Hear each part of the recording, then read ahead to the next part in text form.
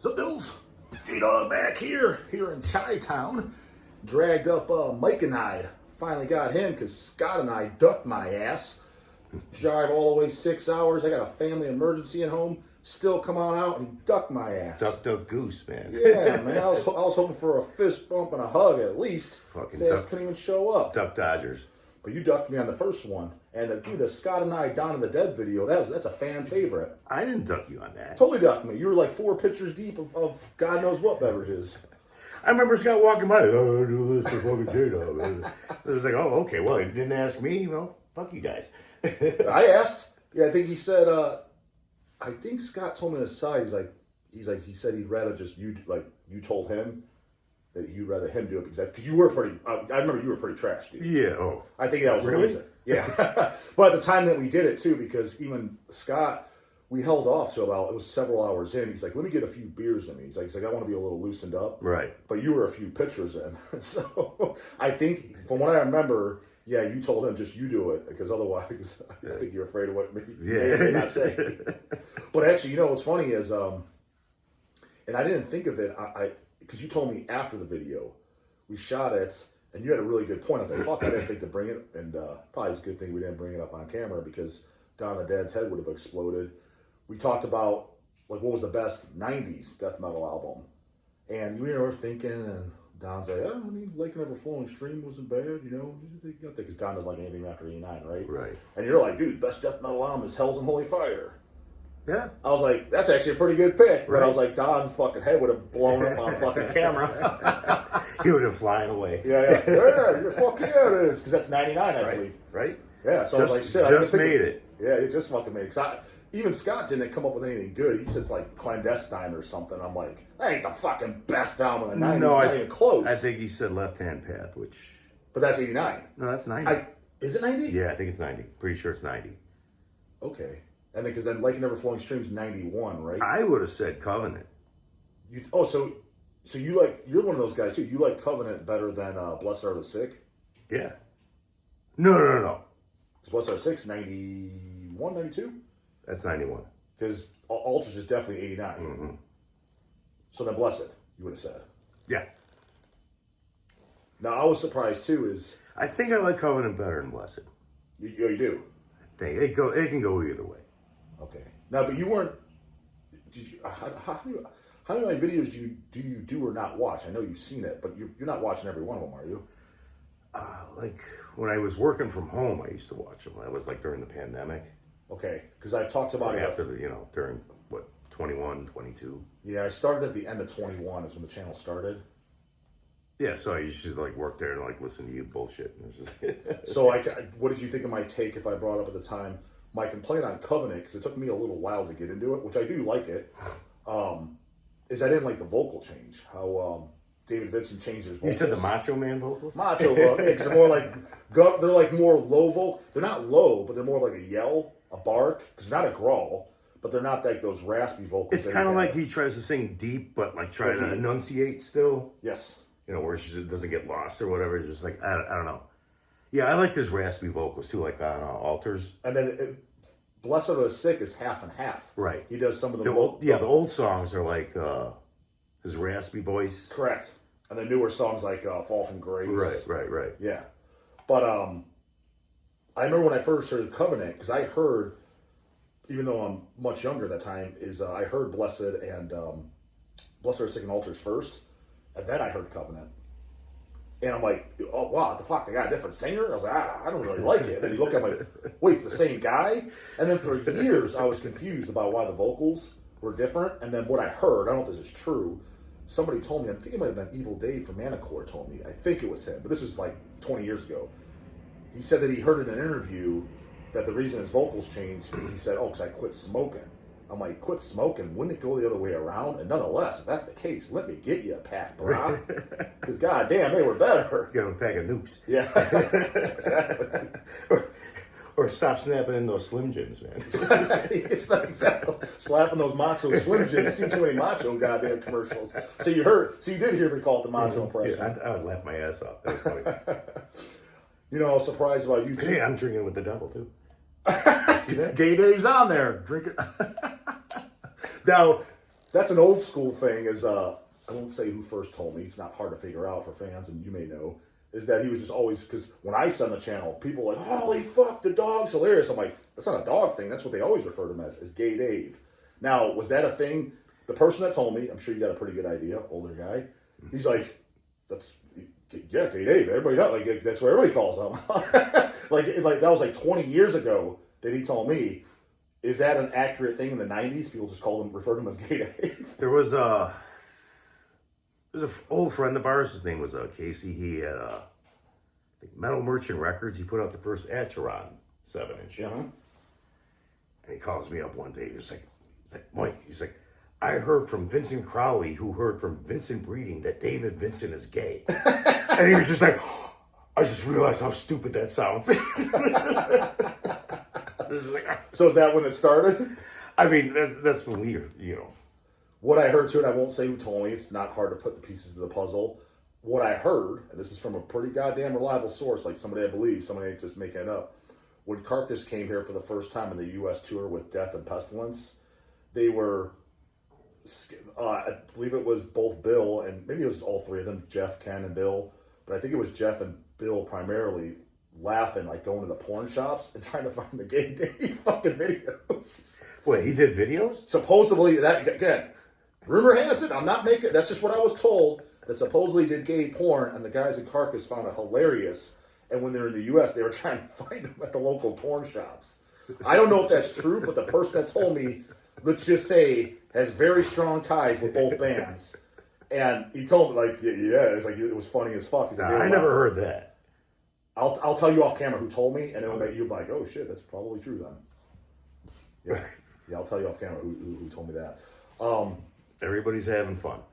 You know what I thought was funny? As I read, before I even met you, this was in a written interview, and I'm 95% certain it was with you and not Scott. I don't remember what zine. He said something along the line about, yeah, I'm death metal 24, or metal or death metal 24/7. I was like, whether I'm going to shows, drinking a beer, even when I'm mowing the fucking lawn. Do you remember saying that, or was that you? Or no, but I can see me saying that. And I just thought something like, even when I'm mowing the fucking lawn. Because usually I'm mowing the lawn, I got the fucking tunes cranking, so I'm just like, yeah. Did that go up? Yeah, it did go up. You're wearing the Mastered Pile of Skulls for the unreleased 1985 album. Is that the one where the back says Paul Speckman is Master? Yeah.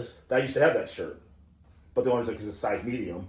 It's when what was it? Is it Lost Disciple or Displeased? When they first put that CD out, it's called Unreleased. Yeah, I had it. 1985. Yeah, it's called Unreleased 1985 album. It's weird because my press, the fucking first part of it skips a little bit. Because I have the CD and the LP. Yeah, I have the CD and the LP as well. The LP skips a little bit. Oh shit! I have to spin. Okay, but that's my favorite thing by Master. Yeah, that's my favorite. It's just like it's better than the debut album.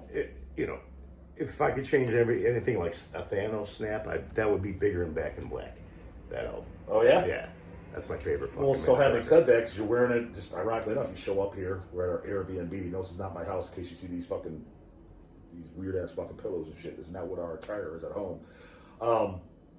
What did you think of all this bullshit with going down with Master and that goddamn wimpification trying to cancel Master? They played the Nazi fish. That's the fucking stupidest thing I've ever fucking read. I mean, Paul Speckman of all people. I mean, he started off his set playing the Pledge, man. Yeah, Pledge of Allegiance. Right, the Pledge of Allegiance to the shit. It was like, him? What's the line about short-haired wimps? Right. It's fucking great. Granted, you got short hair. Already been over this. Hulkamania's running wild. Had to hack it off. But I'm just saying, I thought that was funnier than fuck. Short-haired, the country ran by short-haired wimps. Yeah, it's like, of all people. It's like, I don't get it, man. Now, did you know Paul, because he's from Chicago, do you know him from back in the day? Like, when did you first meet him? Let's just put it that way. It's like back in the day, it was just like, there was a mutual friend of ours. He was like, his girlfriend, like, knew Paul, like, the North Side people. Like, there was like fucking, so... And just like Abomination. We went to go see like Abomination practice because of her. Mm-hmm. And it was just like, yeah. But like what year are we talking? Is this 88? This is 87? Probably like 89. Okay. Now, and so roughly around that is when you met Paul then, 89. Yeah. Now at that time, Did you ever see, prior to that, did you ever see Master live? You being in Chicago? They actually did like a reunion tour. Not a tour, just a show. It was someplace in Stager, Indiana. I forget. But they opened for that band DBC. Mm-hmm. Remember them? Yeah. Yeah. And yeah, it was the original lineup. It was Speckman, Middlebrunn, and Schmidt on drums. What are those guys doing? The other two original guys? Like, I don't know anything about that. I seen Middlebrunn. He's on Facebook every now and then, but I don't know what happened to the drummer. Do you think there's any chance they even still listen to metal? Or they just... Probably not. Right. That's what I was... Hell, based on his public statement, it sounds like Speckman, his words, 98% of the time doesn't, which doesn't surprise me. Right, I'm sure he grew up on fucking Thin Lizzy and Black Sabbath and shit. It's just like, well, we were supposed to like film our practice yesterday. Oh, everything, remember? Yeah. Did you guys end up practicing? No, because you didn't show up. Oh, but no, but Scott, the way Scott said is you guys were practicing no matter what. I was like, oh, it'd be great to film. We usually practice every Friday. But we would have did like a special set just for you. Well, I wanted to, because long story short, I'll just put it out there because people ask, is my cat, Trey has a cat. He's in kidney failure right now. He's in like stage 3 kidney failure. So we're dealing with that. We just got the news a week and a half ago.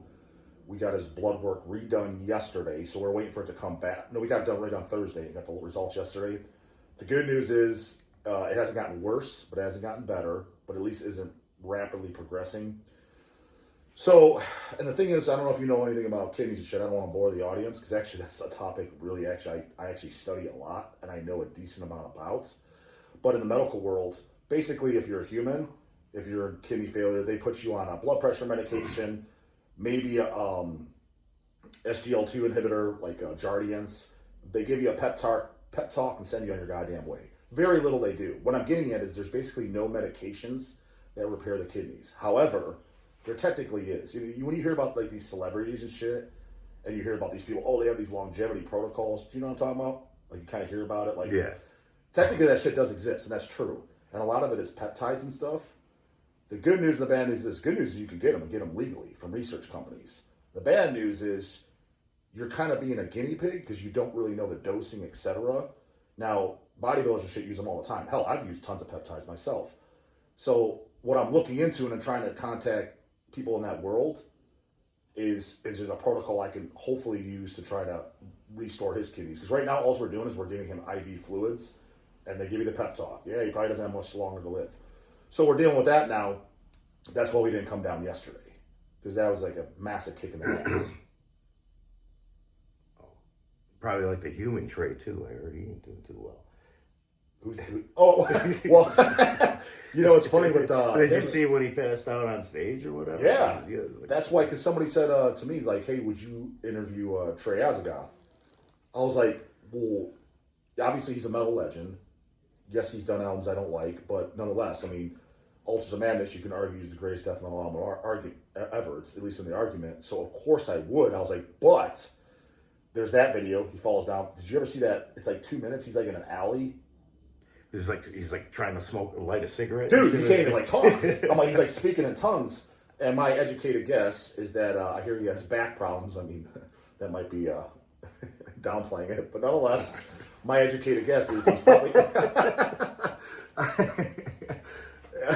My educated guess is he's probably prescribed opiates, most likely Percocets, and he's mixing alcohol with it because that's how he sounds like he's talking. So what I was getting, is he even capable of doing an interview? I was like, if that case, I'm like, no, so that's just embarrassing. That's stupid. But when I talked to Earache L out in Phoenix, he said that he had a meet with Trey, flew down to Florida because there's a box that they did and they had assigned personal copies. He's like, we met up at a bar. And box? I don't know. Yeah, I think it was something box like set? Yeah, I know. I didn't see it, but I know what they're talking about. But I didn't buy one because it was like all stuff I had, and there was nothing like extra cool in it, from what I remember seeing. But he said he had to meet up with them because I did think I signed the first 100 or something. But he met up with Trey, or maybe for liner notes, something. He's like, he was like totally normal. I was like, oh, so he is coherent. He's like, yeah. I was like, oh, well, if that's the case, then yeah, I would do one with him for sure. Yeah, maybe when he's just on his fucking, meds or whatever the hell he has to take. What I heard too, and again, I'm sure, yeah, this shit. What I heard is this shit doesn't make it good with anything. No. Well, dude, it says right on the prescription bottle, again, on any opiates, do not mix with alcohol. And you could just, dude, the alleyway, it sounds like he's speaking in tongues. I'm like, oh, dude, this guy's fucking full-blown brain dead. So I was under the assumption that that's the way he is 24/7. I'm like, I can't. I mean, he can't even do a fucking interview. But if he's normal, I was like, of course I would do an interview. I mean, it's funny because you can make the argument. I guess let's get your take on it too, since all the old death heads, most of them anyways, have asked. But the argument is, when some people disagree with what I say, is the first death metal album at the very latest you would say is '86 then, as Abominations of Desolation, if you don't count Seven Churches as the first death metal album. So having said that, we asked Scott, we asked Don, I asked Enrique from Sadistic Intent, old bucks. What do you consider to be the first death metal album? Not demo, not necessarily recording, but studio album. I mean, I consider fucking Morbid Tales. Okay, so that's what Gene from Perdition Temple said. I mean, he said Septic Fraud. Yeah. That or Apocalyptic Raids. Because it's funny because he didn't say that on camera, but that's what Don told me first. Like, the first death metal in existence is the Hellhammer demos. I mean, like, think about it. It's like fucking, I see like black metal people trying to like, glom onto Hellhammer as being, black metal. It's just like, that was death metal when I was growing up. Mm-hmm. Same thing with, like Sodom in the Sign of Evil. So Don said on camera. Yeah. He said as far as on camera, he said in the Sign of Evil, but me growing up with them, him being my friend when I was a teenager, he told me Hellhammer, that's the first death metal ever. I was like, I don't know if I agree. I was like, but I see your. I was like, it makes sense. I see your point. I mean, check it out. It's like fucking bands like Warhammer and Apocalyptic Raids. They're considered death metal, and they pretty much just ate Hellhammer. Mm-hmm. So what's I mean, I could kind of see your point. Where it's just like I guess I can concede the fact that maybe death metal didn't turn into a genre until Scream Bloody Gore. Because that's what Danny Nelson from Malignancy, he said he considers Scream Bloody Gore the first death metal. Because prior to that, it's like it still was kind of too thrashy. I still think, Seven Churches is. That's what death metal. Yeah. You could probably, for an album, you could probably say that. Though I could probably say, Morbid Tales for me. Well, this way, what do you think of when someone says, when they make the argument, Seven Churches is not, because that's a thrash album? Do you think that's a thrash album? I mean, the band Scepter, right? Scepter, of course, from Fucking Metal Motherfucker, one of the most underrated LPs ever. Like, I'm Going to Hell's great, Metal Up the Ass is great, but dude, Fucking Metal Motherfucker. I just bought that bootleg CD. Which bootleg CD? There's the demo and the Metal Supremacy. Oh yeah, a 2-on-1, yeah. I did not buy that because I think I have a 10-inch picture disc.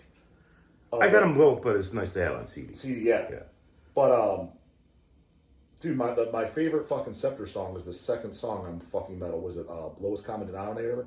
Or there's bottom? I think it's Lowest Common Denominator. One for the Road. Oh no. Oh, that's Lowest Common. Okay, yeah. And there's Bottom Feeder on there. Right. There's what's the Bottom Feeding. Yeah. Need contempt. Dude, that album is fucking amazing. I love that album. But anyway, like John, he's like one of my best friends. And he's kind of Scepter. That's the singer. Bush, what, you think those guys will come? You're not going to go. I'm getting to that. He's out of the scene now. He doesn't listen to metal. Period. He listens to Frost and shit. He listens to the stuff he grew up on and all that. Right. But he's just not into it anymore. Like if you were to ask, for example, someone like John, do you know who Mulder is? Would he even know? Not for me, except for me telling him no. Okay. Yeah, but anyway, just like he's just always just like we hang out every once in a while. And he asks you, so what's going on? And he's just like, in the metal scene or whatever. It's like, well, there's a contingent of, new jack internet kids who think fucking Seven Churches is a thrash metal record. What does he say? He's just like, did they ever listen to it? Well, what would you say to this? Like, see, I try to play devil's advocate on things as much as a lot of stupid people watch my channel. Like, no, you're the most opinionated fuck. I was like, you realize, like, some of that's for entertainment, so please get your head out of your ass. But I try to play devil's advocate and see from both sides, especially since I'm kind of like in the middle as far as generation-wise. I'm not of this new generation, but I'm later than you. So having said that, like, I do understand by definition. Later than me? No, I'm later generation than you. Yeah, like, you're older than me, but I'm not as young as, like, these young jacks that are 25 that think, Seven Churches, that's not death metal. No, I'm 40, so I'm before them, you know what I mean? Right. So, from that point of view, I think that the way that they're looking at it, to play devil's advocate, they're thinking like 1990 on, Cannibal Corpse, Deicide, immolation, suffocation, incantation, Right. growling vocals, down two guitars, at least some blast beats here and there. They're thinking, by definition, that's what's considered death metal. But I think What even would you say to that? If they told you like that, that's why I don't consider Seven Churches a death metal album, because by definition, the masses consider Butchered at Birth death metal, not Seven Churches. I think even those bands would tell you the Seven Churches is the first fucking death like metal. Guys and Cannibal and shit. Yeah, Probably. yeah. Yeah, probably. I'm pretty sure they would agree that that's the case. Well, I think Don worded it the best, and Actually, I didn't like the fact that fucking, death metal turned into all like fucking tech fucking.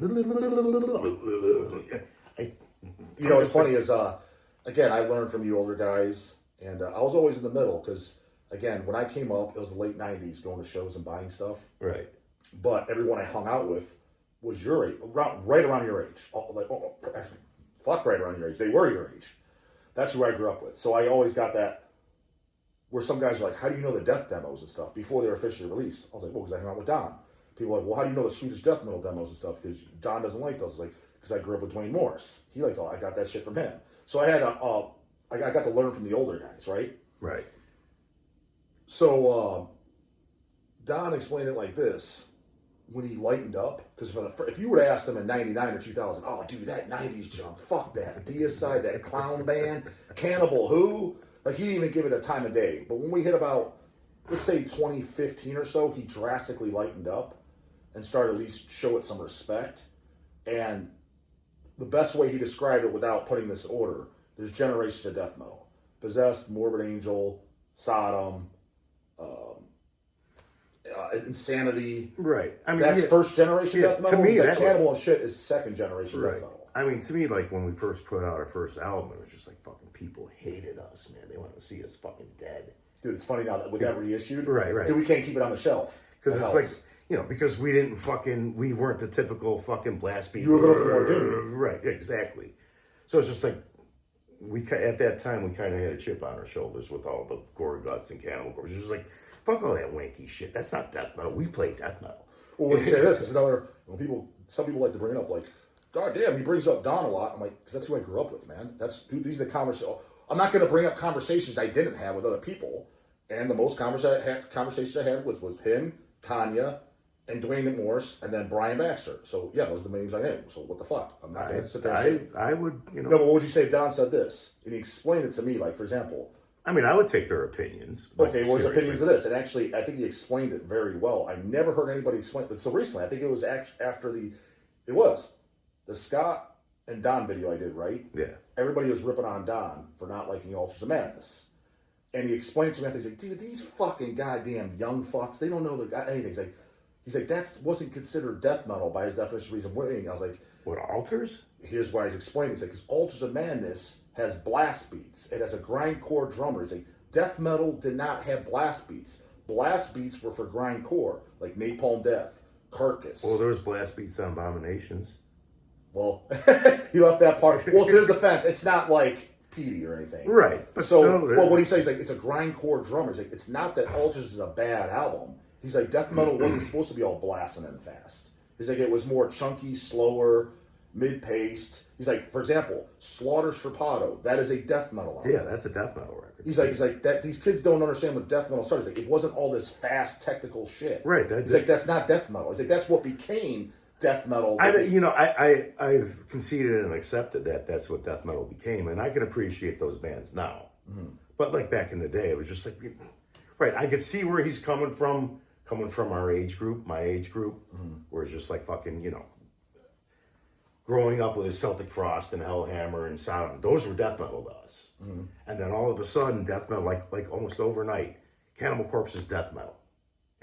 Gorguts is death metal. Fucking Suffocation is death metal. What did you guys call it that time? Because people like to bust my balls over Repulsion. I call it like the first grindcore record between that and let's say Napalm Death, Scum. Let's leave Repulsion out of the equation because everybody said they called it death metal back then. They called it death metal back. Fine. Nobody ever, because I don't think I ever. I call it death metal. But what did you guys call back then? Napalm Death, Scum, and Carcass Reek of Putrefaction. When those came out, what were those considered? Were those just considered death metal too? Or was grindcore now being curling the term? Definitely not fucking Napalm Death. That was, Yeah, that's what I think. I always thought that was like fast punk. Okay. What do you think the scene was calling it at that time? Even marketed. When that LP came out, what were people saying? What kind of music this is? Or they're like, I just don't even know what it is. I mean, just judging from like the hype stickers and stuff, it was just like a grindcore, I guess. So that term was being thrown around right day one. Yeah. Like with Terrorizer demos and shit like that too. So it's just like. Now, did you like Scum when you first heard it, or were you like, this is just a bunch of noise? I really didn't like Scum that much when I first heard it. Now, do you like it now? Yeah, I do. I actually bought, what's the one from Enslaved? I brought that one first, actually. See, because that's actually, like, of the albums I like, that's my least favorite one. Just because it's the least memorable. I like it because it's so nasty. It is nasty. No, it's great, and it's legendary, but to me, it is the least memorable. Like, Scum, as far as intense it is, it's still Siege of Power. Like, you can remember that shit and sing along. Some of it was just like, but even like, coming from, heavy metal, hard rock, and thrash metal kid, it was just like, 30-second songs was just like, what the hell is this? It's just like, I couldn't wrap my head around it. Like, eventually I got it. It's like sometimes you gotta like have bands in your fucking catalog. So you just like, you pick it up later. It's like when you first hear it, you're like, I don't know. And then you pick it up, it's like, oh, fucking A. So I've had that, yeah. It's funny, like, especially as I get older, returning to albums, some I listen, I'm like, you know what, it's actually pretty good. And then some stuff I return to that I remember liking, I'm like, but I haven't listened to it in over a decade, I'm like, I don't know, it doesn't suck, but it's kind of not holding up. You know what I'm saying? Nothing that I grew up on that I love, like Deicide or something. But an album that, you own it, you remember liking it, but you haven't listened to it. Yeah, there's some stuff that doesn't age well. Yeah, you put it on, you're like, it's fine, but I don't know. I was like, if I would have heard it for the first time today, I was like, I would have bought it. It's kind of like, that's kind of like how I'm with like Among the Living from Anthrax. I still love that album. I still do. I recently, I could put it on now. It's like after fucking, how many beers and just like get some nostalgia out of it, but just like listening to it sober, just like, man, how did I get into it? See, that's my one. The last one I own is the one after that, State of Euphoria, to where I'm listening and I'm like, I kind of like it, but I almost feel kind of embarrassed to say that out loud because it's got like really cringy parts, but it's got some parts like, I don't know, this is pretty catchy though. But the first three, Among the Living, Spraying the Disease is my favorite, and the first album, Fistful of Metal. I'm not gonna lie, I love those first three records. Yeah, you got to give it to Joey Belladonna for having to sing some of those lyrics, man. Yeah. Did you? No, you guys didn't go because one of my favorite sets in recent times, and I wasn't even gonna. I was skeptical on even watching it, but it was Air Dog from Mulder. No, it's an old school set. Was when Anthrax played Milwaukee Metal Fest 2 years ago. That had to have been fun. I watched it. I was like, I thought it was fantastic. I was legitimately blown away. It was. I think they played a couple songs off like fourth and fifth record that I kind of recognized, but didn't. But I think they opened up with Among the Living. They played Caught in a Mosh. They played some Fistful songs. And his voice sounded really good. Because a lot of problems is when you go see a band nowadays, it's two things for me. If the band's been around a long time, it's either A, it's not the original singer, to which means you got to have, that's the front man. You got to have the original. Yeah. Or B, it is the original singer. I was like, this motherfucker don't sound anything like he used to. I mean, it's just like fucking for metal or hard rock or even punk. It's just like, it's like the singer or the guitarist. That's the most thing. Those are two things that everybody recognizes. Especially if it's a guitar player like that has a unique style. In death metal, like Trey Azagoff. Right. He clearly has his own distinct sound and style. Clearly. Right. It's just like if you're gonna change the singer, you gotta like get somebody very close. You gotta step above, like kind of like Diano versus Bruce Dickinson, or you gotta like. No, so did you like? Dude, I gotta be honest with you. I like a lot of Maiden albums with Dickinson, but there's some shit I listen to, and it don't hold up. Now, I'm not saying all of it. Like, don't get me wrong, a song like "Hallowed Be Thy Name" I think is amazing. I really like Brave New World a lot. That being a later album. I don't have that one. I love that record. Like, love it. Like, that's the only 2000 album I can say I love. The rest is, the latest one I own is Matter of Life and Death. And I don't love it, but there's songs on there like Brighter Than 1,000 Suns. I bought that song. Shinjuku or whatever. Didn't make that far. Dude, I heard Final Frontier and holy fuck was I bored. I just saw it at Walmart and I was just like, fuck it. I'll buy that. But, I think I listened to it. Dude, I gotta be honest with you, Seventh Son and Piece of Time, I'm not gonna say it's garbage. There's shit on there I like, but a lot of it I'm like, because I own them. I was like, Yeah, this I do doesn't too. hold up. I was like, I kind of don't like it. But when I put on like the first two Maidens with Diano, which I did even fairly recent, those hold up like a motherfucker. I'm like, Right. I was like, these albums are literally amazing. But yeah, especially the fucking Killers for me. That's what I'm saying. Those first two, I think the first two are absolutely amazing. It's almost just like fucking like. It's like, what are they playing? I was like, what are they doing, man? This is like fucking. Yeah, but Number of the Beast for me, that's kind of nostalgia for me. So See, but like even it's funny because best cover, best title, and Hallowed Be Thy Name is probably Hallowed Be Thy Name and the song The Trooper are probably my favorite Maiden songs. But as a whole, Number of the Beast, I'm like, it's kind of like just there. Like I own it, I like it, but I don't think I think an album by like Dio Holy Diver is way better to compare heavy metal with heavy metal. I just don't think it's great. I could see that. It's just like, for me, that's just a nostalgia opinion, and I can't break away from it. Yeah, like Back in Black from AC/DC. It's just like nostalgia opinion. I can't break away. No, it's funny. That's what Cannibal Corpse Vile is to me. When I say like I listen to anybody that likes death metal. When I listen to that, to me, I can't understand how anyone can't like it. But that's the first. I've never heard that record. Vile? Yeah. You own Bloodthirst though. I love Bloodthirst. Because I was going to bring that up. Is you surprised me in a really good way because you being an older guy. Scott's kind of there, but he's in the burnout geezer realm. Yeah. Don's in the way burnout geezer realm. Scott you actually brought up albums like Bloodthirst at Metal. I was like, whoa! I was like, what the? I was like, I figured at the furthest you went was the Bleeding, and you're like, no, I like Bloodthirst a lot. I was like, I never thought in a million years you would say that. I figured you'd be like, never heard that junk. And if you did, you'd piss all over it. A couple birthdays ago, Scott bought me Eaten Back to Life on vinyl, like a reissue or whatever. Just like, listen, it's like, it's pretty good now. Dude, it's funny, as I always say, for me, Tomb of the Mutilated is the greatest death metal album of all existence. I know that's ridiculous for you.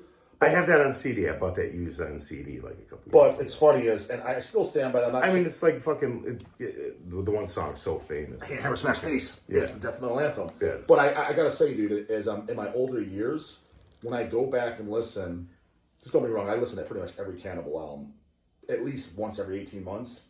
And the last 2 years, when I go back... In succession. Huh? In succession. No, all over the place. But every time I go back to Eat Back to Life, I would say in the last 2 years, it's almost like I have to change my stance and have to make a public announcement. I think that's probably the best album by them. Like, I almost don't want to say it, because I've said it so many times, and it was burning. I was like, best album's Tomb of the Mutilated, best album's Tomb of the Mutilated. But when I listened to Eat Back, I was like, I don't know. I think I like this the best. And that's the one that doesn't have, like, it's not all blast beat it out. No, there's very few blast. Right. Actually, exactly. You can argue there's no blast beats on Eating Back to Life. You could even argue there's no blast beats on Butchered because they are blasted, but it's like out of gas. Right. As far as this is a fast blast beat, does not exist until Tomb of the Mutilated. Now, everybody that says that it's on Butchered, I'm telling you, go and play any song on Butchered at Birth.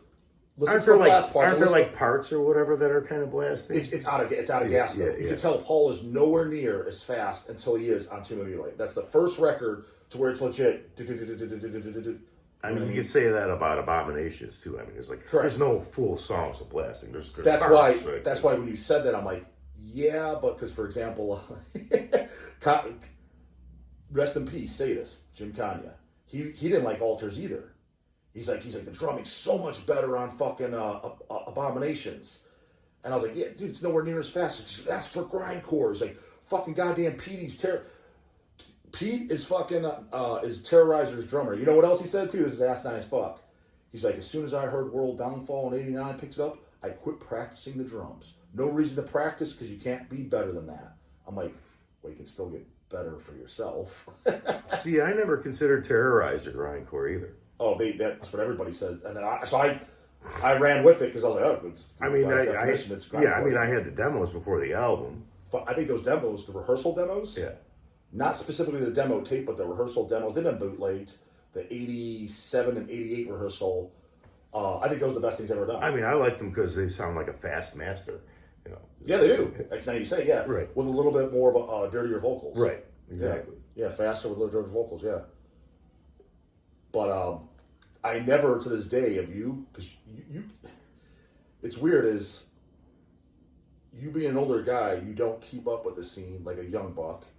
And neither do I. I'm falling off. but I figured I kept up more than you. But I get surprised by, we'll bring up the story from the Scott and I video, but also maybe you'll surprise me on this. Like, I never listened to any, not once. I never listened to them because I just assumed they sucked. Comeback albums from the Terrorizer. Have you? No, I haven't. Like, never. I've never even heard them to this day. Have you? I think I've heard like a song here or there on the first comeback, We're Back album, and we got them in stock at Hell's. I'm like, I was like, I'm not even interested. I was like, there's no way it's good. There's no way. Now maybe it is. I just assume, but I was like, I know it's gonna suck. Like, I know it's gonna suck. We were supposed to play like maybe about 5 years ago with Acid Witch, Terrorizer LA. Is that the one with Oscar singing? Yeah. Now they fucking booked, man. Holy shit, they sounded like Terrorizer. Yeah, because again, at least has the original singer. Yeah, right. And they probably only played old songs, right? Yeah, they only played old songs. Yeah, so that's why. But it was I think it was original bass player too, maybe, or something like that. Well, was it David Vincent the original? No. He was just on World Downfall. Right. Okay. He was just like Who played on the demos? I don't know the name, but yeah, Vincent was just like a pickup guy for the album or whatever. But that's because he doesn't like Vincent at all. In fact, I don't think he likes him on anything. He's just a coattail rider. Yeah, I think I did that. He's like, just joins the Terrorizer, that joins Morbid Angel. He's a coattail rider. He's never done anything original himself that's good. Well, I'm not saying that. I love that shit, so I'm not. That's his words, not mine. Right, you gotta love fucking Thy Kingdom Come demo though. That's gotta be. Oh no, he does love that. He does like that. Okay. I take that back. He does like that. He does like that Kingdom Come. Like Abomination to Thy Kingdom Come. He says, because actually I argue. I was like, it's in the argument for me. Thy Kingdom Come is the greatest death metal demo ever. And I remember saying that to Don. He's like, I wouldn't disagree with that. He's like, it's definitely one of them. That would be that. I mean, do we consider the unreleased '85 a demo or an album? Dude, you can help me out with this. I was going to ask Duckman. Did you see my Duckman video? Yeah, I saw that. That was literally, dude, no joke. It's in my car. I had a list of questions. So let's see if we're recording this pre-show just to show proof. Here's my Martin questions. How many of you think Martin from Asphyx is going to duck me? I'm saying he is. Granted, he didn't confirm and say he's going to do it, but it's not the point. I'm going to get there early. I'm going to ask him. He ain't doing shit anyways. I got a list of questions. I had questions like this for Duckman. And one of the questions was legit. The 85 album, I need to know. Because the first thing I heard by Master was when that CD, LP came out by the sub-label of Displeased, I believe it was. I think it's called Lost Disciple. I know it's a label. Is that? From Beyond. From Beyond. Yeah, that's it. Yeah. Thank you.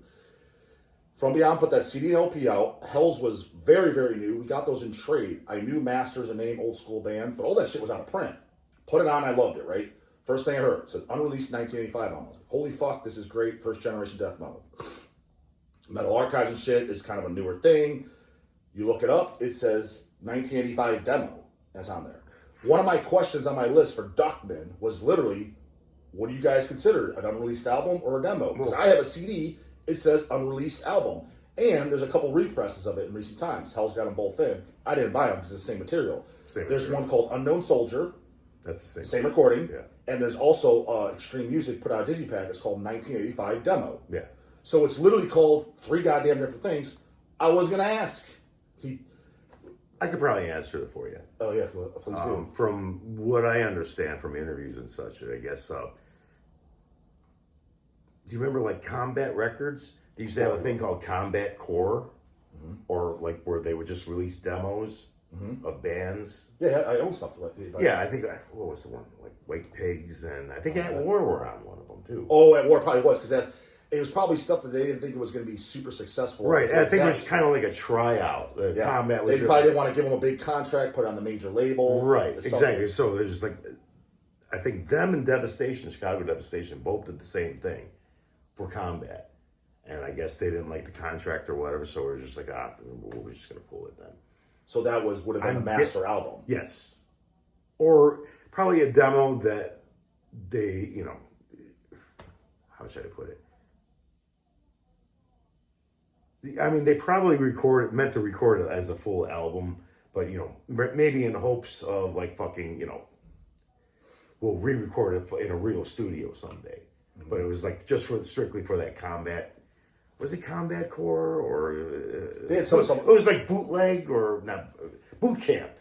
Oh, boot camp. Yeah, I know. I've heard that. I think it was supposed to be for that. Okay. Both of them were supposed to be. That's why they were fucking. Well, what's your take for the viewers? Because people are like, he's crying about it. I'm like, dude, you realize, again, I like to get takes. And not to mention, that's how the Glenn Benton video eventually happened. And when they do happen, the anticipation's high. Like when John Gallagher, Dying Fetus came out finally. When you're talking about it and throwing him under the bus and, it's poking fun at him, it's just for fun. So I'm not mad whatsoever. But what's your take on Paul not doing it? Like, dude, I wasn't exaggerating. Like, dude, I got there. Like, let's say, okay, it's 4:30 here, right? We're an hour behind. Let's say we get the show at 6. Show starts at 7, right? Well, did you say let's do the interview now, or? Well, here's exactly how it went down. No bullshit, dude. I walk into the show. There's a bench outside, right? He's sitting there. I go up to him. Hey, Paul. Hey, man, good to see you. I watch your shit. I like your stuff. Cool. I said, oh, cool. Do you want to do a video for the channel? Yeah, we could do that. All right, cool. And he's just kind of sitting there looking at it. All right. I was like, I legitimately had to take a piss. So I walked in, took a piss, got a beer, come back out. I'm like, Paul, when do you want to do this video? He said, I got to eat real quick or whatever. I was like, okay, cool. Comes back out. I was like, Paul, when do you want to do this video? I was like, oh, we'll figure it out. That to me means, because the third time asking, I'm like, well, we're not going to do it when you go up and play. The show hasn't started. I was like, we'll figure it out. There's nothing to figure out. You could see I'm doing nothing. You're doing nothing. That's a polite way of saying I don't want to do it. Maybe, but maybe you should have been more forceful. You said, let's do it now. Well, I guess I should have worded it like that. But the only reason I don't is I don't like to, believe it or not, I am respectful. I don't like to push people into doing stuff that they don't want to do. For example, I get it, but Paul's my boy, so it's just like fucking, and he's old school. He's probably really just like, yeah, we'll figure it out. We'll talk about it. He probably thinks it's going to be like an official thing. Maybe he doesn't really know how you're kind of like a guerrilla warfare kind of. No less I poke fun, but I want to make it perfectly clear. I'm not mad at the guy. If he walked in here and said, let's do it, I'm like, let's do it. Hell yeah, man. And matter of fact, it'd actually get more views because people are like, oh, they got it. Because when I eventually got Glenn Benton, when I eventually got John Gallagher from Dying Fetus, because I'd always call him out, he duck me. That's why, dude, Phil Anselmo from Pantera, who I'm not even a fan of, I asked to do it. I was going to go out to Milwaukee the year Downplayed. Not a fan at all. I think that shit's gay as fuck. Would have been great publicity. Somebody that watches my channel knows him, asked him, he's like, nah, I'm good. I'm like, dude, you're an idiot. That would have got so many views. Because I got the What's Heavier Than Pantera shirts. I talk shit about Pantera. We could have, gone at it like WWF style. You know what I mean? Bad guy versus good guy. The gatekeeper versus the fucking king of metal, because he's the biggest metal celebrity, one of them, of the 90s. Kind of not staged, but play that because, I don't take anything personal. I hope you don't. Dude, it could have been his best interview because no other interview has he ever done that. It's just like, so, hey, Bill, how's the tour going?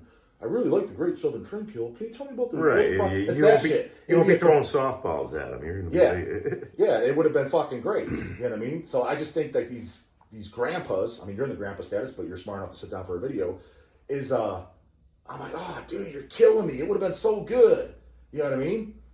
That would have been awesome, man. Maybe it'll still happen. I know. Are you still talking to Jocelyn about the... Oh, I have his phone number. And again, guys like that, because I look at them as, believe it or not, I look at myself as a complete peon, an absolute nobody, a zero. That's why I don't talk people down. I talk them up. I just have a way of doing it. I try to encourage people. Start your own channel. I was like, I'm a nobody too. I was like, if I could do it, you could do it. Right. You saw, I just hit record. I'm going to hit stop. I'm going to post whatever the fuck we said. So you better not drop any F double G's or any N bombs because my shit might get taken down. Yeah, so, because I don't edit shit. So I was like, anyone could do it, right? Right. So when I see guys like Justin shit, I call them the big boys. And I try not to irritate them. For example, I'm a huge Deicide fan. I have Glenn Benton's phone number. I don't text them unless it's business. We offered to put out the new Deicide album. I made him an offer. They already had a label. It's cool. They played. Was he cool in person? Super cool. Yeah. And Casey, I don't think he watches my shit. I know Steve peeks in at that time. And I found it flattering. Maybe it was just a fan. It was Lindsay pointed it out too after. I wasn't going to say anything even to Lindsay because I was like, it's just in my head just because I'm a super fan, right? But I felt it and she felt it too. She said the same thing, but I didn't want to say it out loud. We did the interview, right? It was done off camera. We were talking, right? He was showing me some shit on his phone. I'm not going to say what he showed me because You might not want that out there. It's personal shit, you know what I mean? Like, it's really personal life. So, like, literally just shooting the shit, talking personal life stuff. You know, like, really, really talking. I was like, oh, fuck. I was like, all right, Glenn. I was like, I want to shoot a video now with Steve. Steve said he's ready because before the sound check. I was like, I got to get Chrissy in before the show starts, too. When I was shooting it with Steve, Glenn kind of comes outside. We did outside, and he's sitting off the side smoking. It seemed like he legitimately wanted to hang out more. That's the vibe I got, and Lindsay got that. Now, he might be like, fuck, no, I wasn't. I couldn't wait to get the fuck out of there. But it was really cool that I got that feeling, almost like he was a little bummed, like, hey, man, I thought we were going to kind of like hang out a little bit more. Like, what the fuck? Kind of like left my ass. Didn't they record their live album in Chicago? I don't know. He did say, I think he said it on camera or off camera, but he said that they did record one of the Legion tours, and they are planning on doing it. Oh, you mean the one that came out? Yeah. Yeah, it is. At the Oak? I think that was the Oak. Kramer Antichrist would know, which... I think it was because... he was at that show. I was at that show, you were too. Too. Yeah. It was like me, our original drummer, Jeff, and a buddy of ours, Manny. We were out that day for whatever we were drinking at the lakefront, because it's not too far from there. We're like, we ain't going to that fucking show, you know. Yeah, that's shit. Like... That's like the Surface of Light tour, my favorite album of all time. And then fucking, you know, after the beer is done, it's just like, let's go to the show. So, what is your memory of that show? And did you like it? Did you like Deicide at the time? I'll tell you this: it's just like we're fucking tuned up, and we're fucking walking to the venue. Who's we? Is this you and Scott? Me, our original drummer Jeff, and another friend of ours. Yeah. And our buddy of ours, just like as we're walking, it was like we were going by the Deicide tour bus, and fucking Glenn Benton kicks his fucking door open, he's smoking a bowl. And our friend, who's like a little fucking, smart ass jagger, he's like, hey, there's Glenn Benton, I'm gonna go hassle him. As he goes, he's like, fuck, we can do that. And so we're waiting for him, and pretty soon Glenn and him are coming over. We're like, hey, you guys in Cianide? We're like, yeah. Glenn in Cianide. Yeah, he was just like, look, he's like, you guys going to the show? He's like, well, we don't have tickets or whatever. He's like, I'll get you in. Come on. Like, he is cool. Yeah, we're like fucking cool. Great, thanks, Glenn. Yeah. Fucking awesome, brother. I'll tell it, because I told it on camera once. I just feel like I'm throwing him under the bus, but I thought it was great. I thought it was hilarious. I told this on camera. I didn't say it on the video with Glenn, because he'd probably like, oh, shit, man. I wish you wouldn't have said that, Greg. There's no way he remembers. The first time I met Glenn was on the Incinerate Them tour, hence one of the reasons I got this tattoo, Incinerate Them, which everybody hates the sound, but I like it, so it's all the more. Maybe I gotta recheck out that album. Bible Bastards, great, dude. I bought the CD when it first came out. Everybody hated that album, but the kids nowadays, they like it. I'm like, fuck off, dude. I was the only one that liked it. Wasn't that the album that they fucking did just to get out of the Roadrunner contract or whatever? Technically, kind of this one, and the one definitely after this one, in Torment and Hell, which I like that one too. Because I love Serpents of Light. Okay. That's awesome. Well, so anyway, so I met him on this tour, right? Yeah. Marduk opened up for him. Went up to him. Again, I told this story. It was me, Easy, and Sea Dog. Hell's Headbangers. We probably just started Hell's Headbangers. At least that year we did, right? I had all my Deicide albums, Incinerate Them down, including When Satan Lives, everything. And I brought Butchered at Birth and Eaten Back to Life because he does backing vocals on them. I didn't know that. Yeah, the song Vomit the Soul on Butchered at Birth, Glenn does back vocals. Blessed by the devil, under inverted cross is. Like, it's obvious it's him, right? For whatever reason, I guess he was mad at Cannibal or something. And he's like, oh, these guys are shit-talking fags. And he wrote in silver ink, fags, across the top of my Butchered at Birth. I have it to this day. I showed it on, I was hilarious. I was like, man, this guy's fucking great. I was like, see, a regular person would be offended and mad. I liked it because I always took Deicide's lyrics serious. Right. The guy's got inverted cross behind his forehead. He looks angry. He looks like you just don't want to fuck with him. Yeah, he's I was like, fucking around. And you can hear the hate in the music. Right. So when I met him, and he's like legitimately a hateful person in person, I'm like, fuck. I was like, this guy's the shit. Like, I liked him even more. Like, I respected him even more.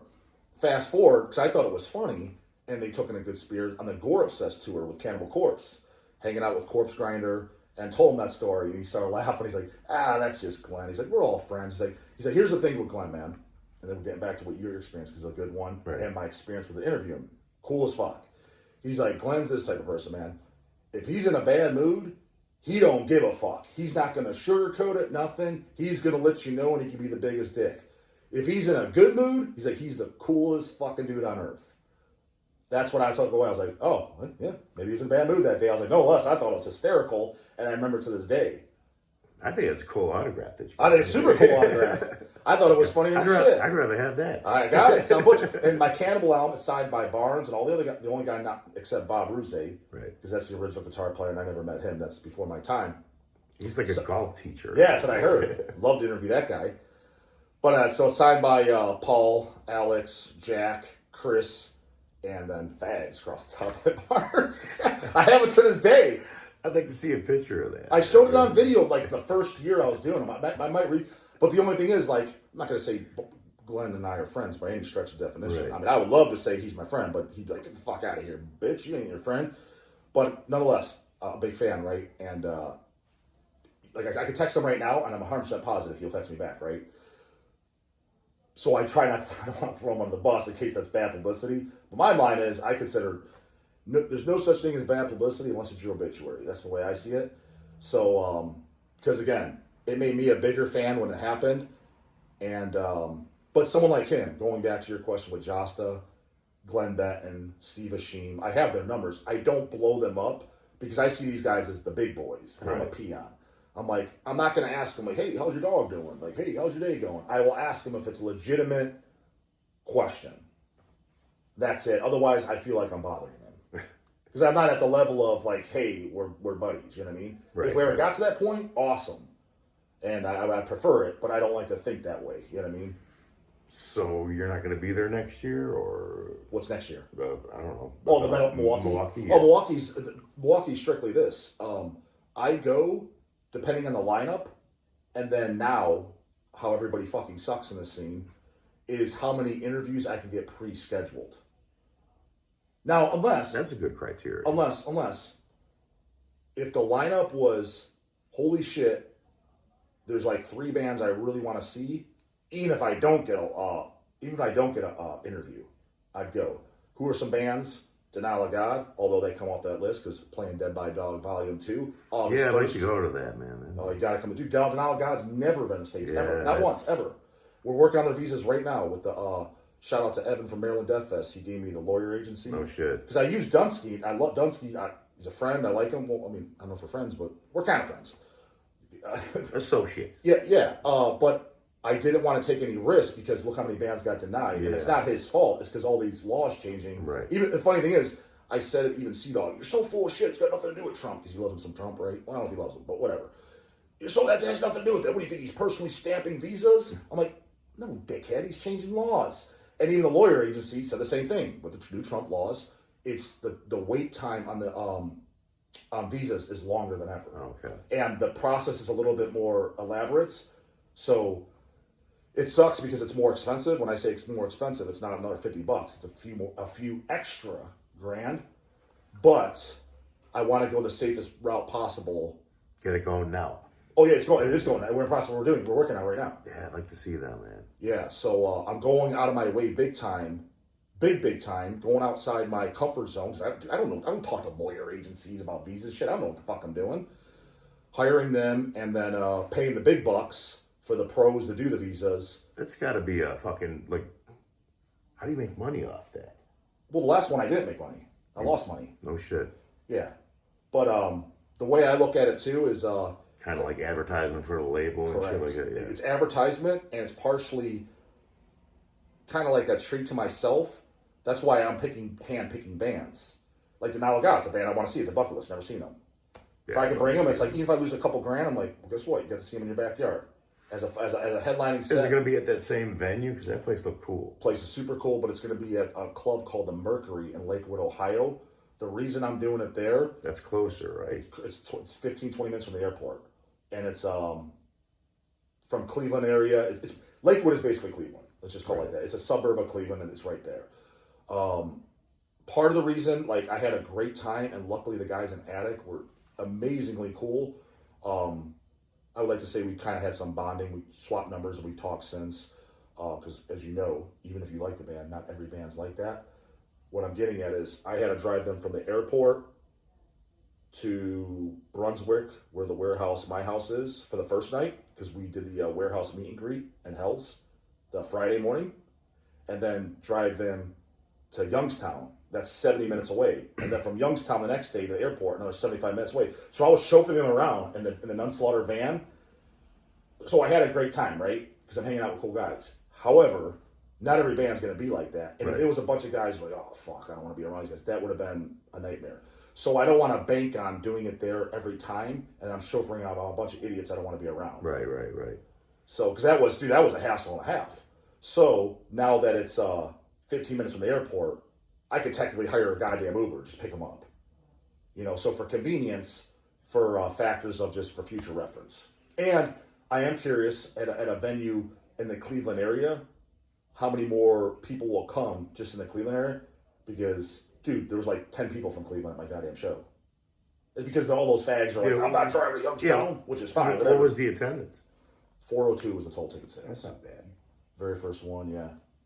Yeah, so if I sell 500 or more at this one, then no, I definitely won't lose money. I'd be in the profit zone. Nothing crazy, but... Yeah, I remember you guys did the Hell's Head Bash. We played 2015, I think. I tried to have Cianide play Dead by Dog last year. I asked Scott. Yeah. He's like, we're waiting for the new album to come out. Which, Yeah. by the way, kind of want to talk about that. Yeah. We got 8 songs already written. And, well, one more we need to hone. Like, it's still just kind of like in the teething stages.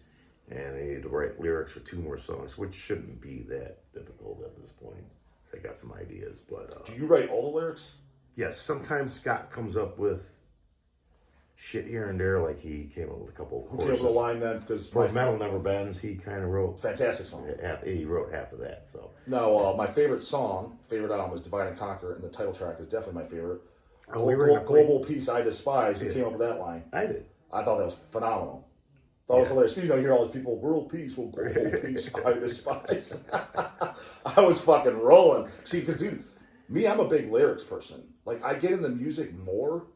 I mean, music's got to be good first. But if I like the lyrics too, or agree with it, I jive with it better. That's why I like Deicide so much. Even the albums that people say suck, like, again, Incinerate Them. I was like, dude, Incinerate Them has some of the best anti-Christian lyrics in history because they're simple. A 5-year-old can understand them.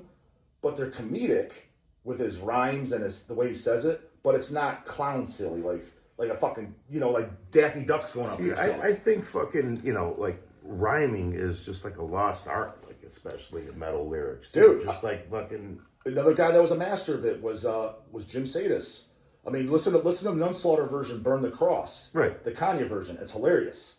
It's all rhyming and he's got the Dr. Claw vocals. But see, it's just like fucking, to me, that's what sticks in your head the most. 1,000%. Like fucking, Dude, that's what I'm telling you. Like, so that's why Deicide does. Right. I'm telling you, if you read the lyrics to Deicide, especially the first one, man. Wow, yeah, that's like almost like a pop record. Just as far as it sticks in your head. Mm-hmm. Yeah, I mean, catchy, memorable songs. Right. And Altars is like that. Altars is like that for me too. Yeah, I mean, I always loved Altars so much just because, again, it's funny because between Pete's drumming, Trey's amazing guitar solos, and David's voice literally just sounds evil. I mean, what's the difference between thrash and death metal? Because death metal, to me, most, your typical, like, Cannibal Corpses, some other shit is catchy, but it's just like fucking vocal-wise, I don't think any of that shit's catchy. So you're referring to stuff probably like, for let's say this area, maybe Broken Hope, Swamped in Gore. Right, exactly. See, I have an appreciation for that too, because that to me was like the more guttural, brutal stuff. And I like a lot of the originators of that stuff, but it got so carried away because it had no identity of its own, and it sounded like a wall of noise. Well, the vocals to me though are more like almost like a drum in a way, which is like, it's. Well, what I appreciated about that genre, where I liked that, is because it got to a vocal style with a lot of those bands. Then we got Devourment, Molesting, Decapitated, shit like that, to where the vocals were so inhuman and sounded like, holy fuck, like how can a person even do these? And I liked it for that. I mean, but it got old really quick when band after band was doing it. But the bands that I grew up, again, probably like nostalgia for you, to this day they hold up. Right. But do you listen to Malignancy and True and Cannibalism? Again, they played my fest, they did that whole show. Do you listen to that and be like, yeah, you're singing along and rhyming with these? Fuck no, you ain't. Right. But when you first heard it in 1999, and as a young, you're like, holy fuck, this is like... I mean, for you, yeah. For me, it's just like, it's just kind of like, it's almost just kind of like goes in one ear and out the other. That's what it became, exactly. That's why a lot of these kids and stuff, like, oh, dude, you're gonna love it because you like such. I was like, dude, I probably won't. I was like, because now it's like all that. I was like, I kind of just don't care because for that exact reason. I was like, that genre for the most part now it goes in one ear out the fucking other. It doesn't stick at all. Like I'll forget when it was done playing. I'm like, I couldn't hum you one goddamn thing. Right. See, this is like I could like sing all of fucking Seven Churches, Scream Bloody Gore, Morbid Tales, like all in my head right now. Altars of Madness. I can sing word for word. So since you know those albums so well, to this day, like how often will you spin those now? Is it just kind of like I'll never listen to them again because I know them so well, or do you still put them on? I still put, it depends on the level of alcoholism that goes on when I'm drinking by myself. Okay. I like listening to new shit, like when I'm like getting up in the morning, drinking coffee and stuff like that. So you always put something on? Yeah. Okay.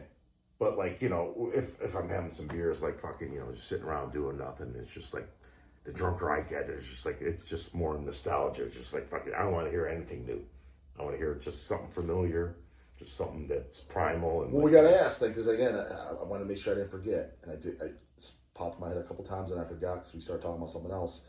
The big, again, it's literally a fan favorite by a lot of people. Dude, you have no idea how many people have told me in person and email. They emailed when it came out, several months after it came out, the first time they seen it, and then in person, people meet me. My favorite video you ever did was that one with Scott and Don. Love that video, right? And one of the big topics of that was, we're ripping on you. Mike went out and bought the new Metallica. We were listening to it. And I'm making fun of Scott. I didn't buy it. Mike did. What possessed you? Because again, dude, I never heard anything by Metallica after Load, with the exception of one song from that new record, because somebody sent it to me. Like, hey, can you review this? So I did. So I heard one song off it. Was it Suicide Moments or some shit like that? Yeah. Something like that. So because somebody sent it to me. I think they said it's a paid thing. You got to hear the new Metallica. What'd you think? So I reviewed it. That's it. But other than that, people are like, what do you think of Death Magnetic? I was like, I never even fucking heard it. Because when I heard Load, I was 11 years old. 96, the year it came out. Eric bought it from Target, Eazy-E. And we're kids, right? He gets it in. I remember we're listening to it. And I think it was Sea Dog. He's like, it's going to get better. And then we finished, we did a suck, and I remember Sea Dog, he has his famous line, he's like, ripped, because he bought it, like got ripped off. We knew then, dude, we were kids, like, this fucking is garbage, King Nothing and shit. So ever since then, I never listened to any by Metallica. You're even older than me, and you said, like, I never heard Cannibal Corpse Vile. You didn't have any interest of picking that up. That's 96, 97. What possessed you in 2023 or whatever to pick up the new Metallica? Walk in the store and buy it. Like, what? Like, fuck yeah, I'm buying this. Like, it was just like going to Target and like buying fucking like toilet paper and you saw it was there. It was just like, the new Metallica. Throw that in the But cart. you have all the previous Metallicas. For example, Afnar from Midnight, he owns every Metallica album. I was like, do you like every album? He's like, no. He's like, but I've been buying them since Kill 'Em All, or at least Ride the Lightning. He's like, so when the album comes out, I just always bought it. He's like, but yeah, most of them suck. I think I'm in that camp too. So I do have them all. Because that's how I am with Cannibal. But I at least like every Cannibal. But I don't think they're all like... It's kind of along the lines, I just got to hear what this sounds like. Okay, I know it's probably not going to fucking... It's like, there's kind of like hate listening to something. It's just like, even though I don't hate it, it's just like... so even on the way to the fucking gig, me and Scott were just listening, just like laughing at it, like, Because when I reviewed the one song I did, I gave an honest review. I was like, I will say this. This is way better than I thought it would have been. Right, It's not terrible. I was like, the music itself is not bad. I was like, but I cannot stand Hetfield's vocals. It's kind of like, it's like if I was in like a metal store, or I wouldn't fucking order it fucking, especially or whatever. But like I said, I was in Target buying fucking sundries or whatever. It's like, new Metallica, fucking A. But now, so if we were to go to your collection right now, which this video, I apologize. I know, like, Scott said that you were hoping for months, like, do it at your place. We probably still should, eventually. Yeah, I'd be up for it. The only reason I did today is because we're in for a pinch. Yeah. Because Lindsay's getting ready. As I figured by the time we finish yours, I'll head up to the club and hopefully get Martin, because I want to be for the show. I'm sure he's going to dick me, in which case he did dick me. But whatever. I'm used to it. Martin Van Duckman. Man, you already gave him. Good. Yeah, that's what it's going to be. Martin Van Duckman. That's what he's going to be on the channel. So we'll see, because we're recording this before the Asphyx Rochefort Boulder show. I'm hoping to get Martin, but he has to be Martin Van Duckman. Even though it's funny because I like to poke fun at these guys, Right. and it's in a way to where I'm calling them out. It's even funnier because it's like I make it sound like he already agreed, and he's like, now he ducked me. It's like, Right. well, dude, I didn't even know you're coming. So, but hey, it is funny jokes are funny goddamn. Right. But Exactly. some of those guys did. Blitz did. You know the Bobby Blitz story, right? No. Oh, you ain't watching the channel for shit then, dude. That's a dog ducking classic. Dude, Bobby Overkill played with I must have missed that one. it was with King Diamond. And I set up, shout out to Eric Al. I got the drummer's contact. He was a drummer filling in for a bunch of bands. Eric Al knew him. He's like, here's the guy that's touring with him. Hit him up. I forget his name. Shout out, seemed like a cool guy. We're The in drummer text. for Overkill. That was doing that tour, yeah. I hit him up, like it was on a Saturday, and the show was on like a Wednesday, I believe. Wanted to do an interview with Bobby at a Cleveland show. He said, cool, let me ask. He asked. He got back to me that evening. Yeah, we could do it. He said, when are you thinking? I'm like, whatever's convenient for you, man. He's like, let's do it at sound check. I'm like, when's sound check? He's like, varies, depends on what time we get into town. He's like, but roughly, let's say 1 o'clock, usually around there. Great. I'll be there. I get there. Where you at, Blitz? He's got an appointment. I'm standing out in the cold. It's fucking January. Shivering. Holy fuck. God damn, it's cold. Where's this motherfucker at? Said 1 o'clock. Holy fuck. I text the drummer. Brah, where the fuck's Blitz? He's late for a goddamn business meeting. So, fuck, I think he's sleeping. I'm like, sleeping? Sleeping in on the job? I was like, dude, he's got a fucking goddamn business meeting set up. He's like, yeah, you never know a Blitz. He could be an enigma. I was like, all right, well, I guess I'm going home. Thanks for the 40-minute trip, brah. Because it was at sound check. I'm not staying down to shithole Cleveland until Right. the show starts. So I'm driving back home and then coming back out to the goddamn show, right? Ducked me. Had it set up, and he's sleeping, snoring. Now that's ducking, because that was actually set up. Bobby Blitz Duckworth. Yeah, the Bobby Blitz fucking duck you. Duckworth. No, his name is Ellsworth. Oh yeah, I was going to duck. But of that, we got to do shirts with the middle finger, duck you. We don't care what you say, duck you. We don't care what time you schedule, duck you. So that was a duck, and you know Carl Sanders from Nile, right? No. Dude, God, more ducking. Dude, I keep in mind, it's public knowledge. Hell's Headbangers does the Nile fulfillment store. So Nile has their store, right? Their merch comes in.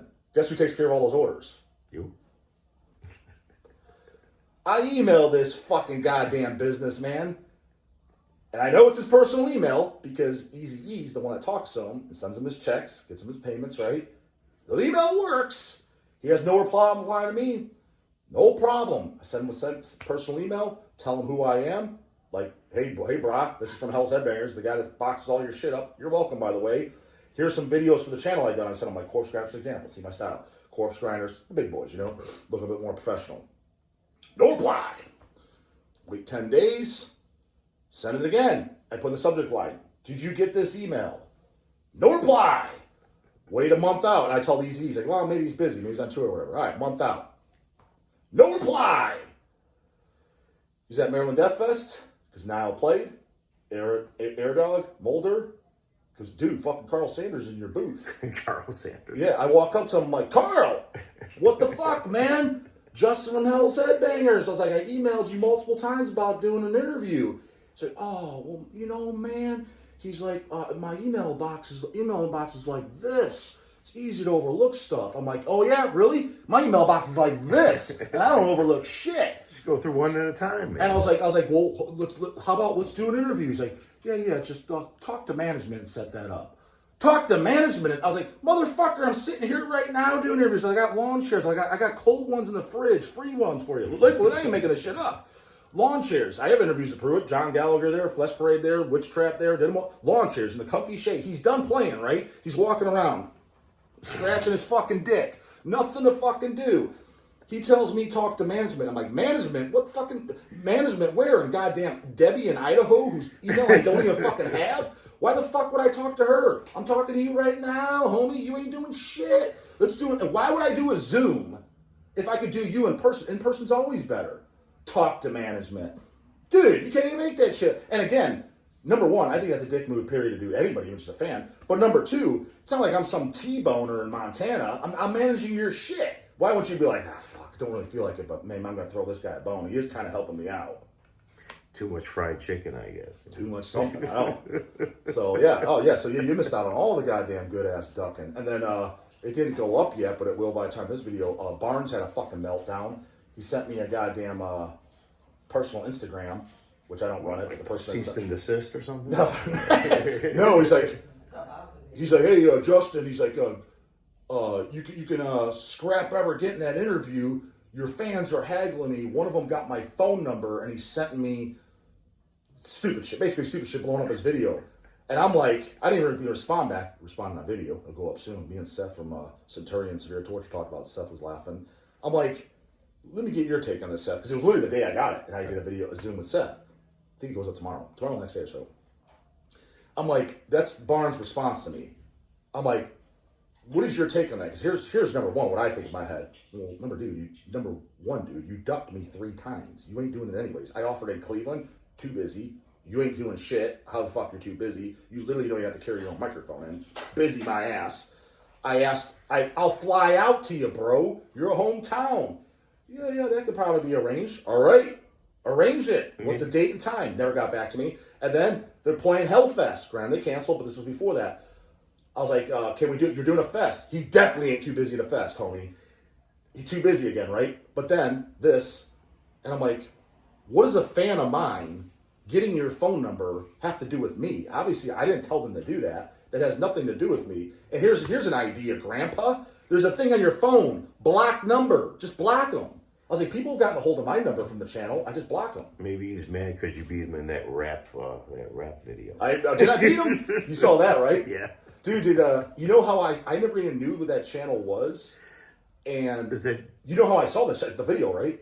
Scott sent it to me in text. really? Like, holy fuck, is this funny? What is this? I was like, I don't know. Like, what is it? And I was laughing my ass off. And see, I thought it was so, again, I don't take any of this shit personal. And then I did a video on that kid's channel, something about brutal death metal bands. Was that Jimmy from the Block? Yeah. Jimmy yeah, I like him The too. kid had a fucking meltdown, not on camera, so he's cool. I heard the grapevine from multiple people I know him.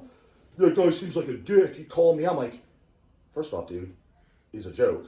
Second off, you called me out first. Right. You made fun of me in a rap battle. I was like, I gave praise to it. I was like, holy shit. I was like, man, there's some charming, soft, sensitive fucking bitches in this scene. I was like, he was mad about that? Because there's people that know. I'm like, oh yeah, he was that guy's a fucking dick. I'm like, how am I a fucking dick? He's young. Yeah, I noticed. So, but nonetheless, I will go. And did you ever see the one he did with Glenn Benton and Varg rap battle? No, that's funny as shit too. Is it good? It's funny, yeah. I gotta look that up. Glenn Benton versus Varg McKerneys. Yeah, he might have even he might have done that even before he did mine. No shit. But if not much, but it's been out there quite some time, a few years, and it's funny. I wish you would do more of them. Maybe like, I don't know, Corpse Grinder versus David Vincent, or probably somebody who's somebody in the metal scene that has beef. Is there anybody that? I guess obviously did you and Phil Anselmo. Yeah, me and Phil Anselmo, yeah, or Corpse Grinder and Chris Barnes. That'd be good too. Did you watch that Chris Barnes interview that he did with Garza? I did. I thought that was all right. I thought it was a pretty good interview. Yeah, I liked him on that. Yeah, I did too. Yeah. Yeah, no, I thought he did a pretty good job. I mean, I definitely busted Garza's balls on channel after that he didn't know that Chris didn't sing on Gallery of Suicide. Chris corrected him on camera. Well, no, why would I sign that record? I didn't sing on it. He said, oh, you didn't? I'm like, and this is the guy that gets the interview of me, the super fan. He denies, which is, it's all good. But I'm like, the Paul interview was... Paul interview was good too. That was real good too. Yeah, Paul went on there, yep. Did you see my interview when I had Garza on my channel? It's at the Hell's Warehouse. I remember seeing it. I don't think I watched it all the way through. Yeah. I'll check it out. Never heard Seven Churches. Yeah. Like, come on, man.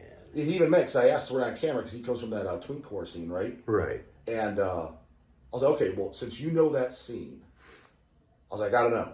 The fan base. Would you say the majority of them know who Cannibal Corpse is? So yeah. He's like, pretty much, most people know who Cannibal is if you're going to tell the metal scene. So okay, how many of those, the same scene, know who Deicide is? He's like, most don't.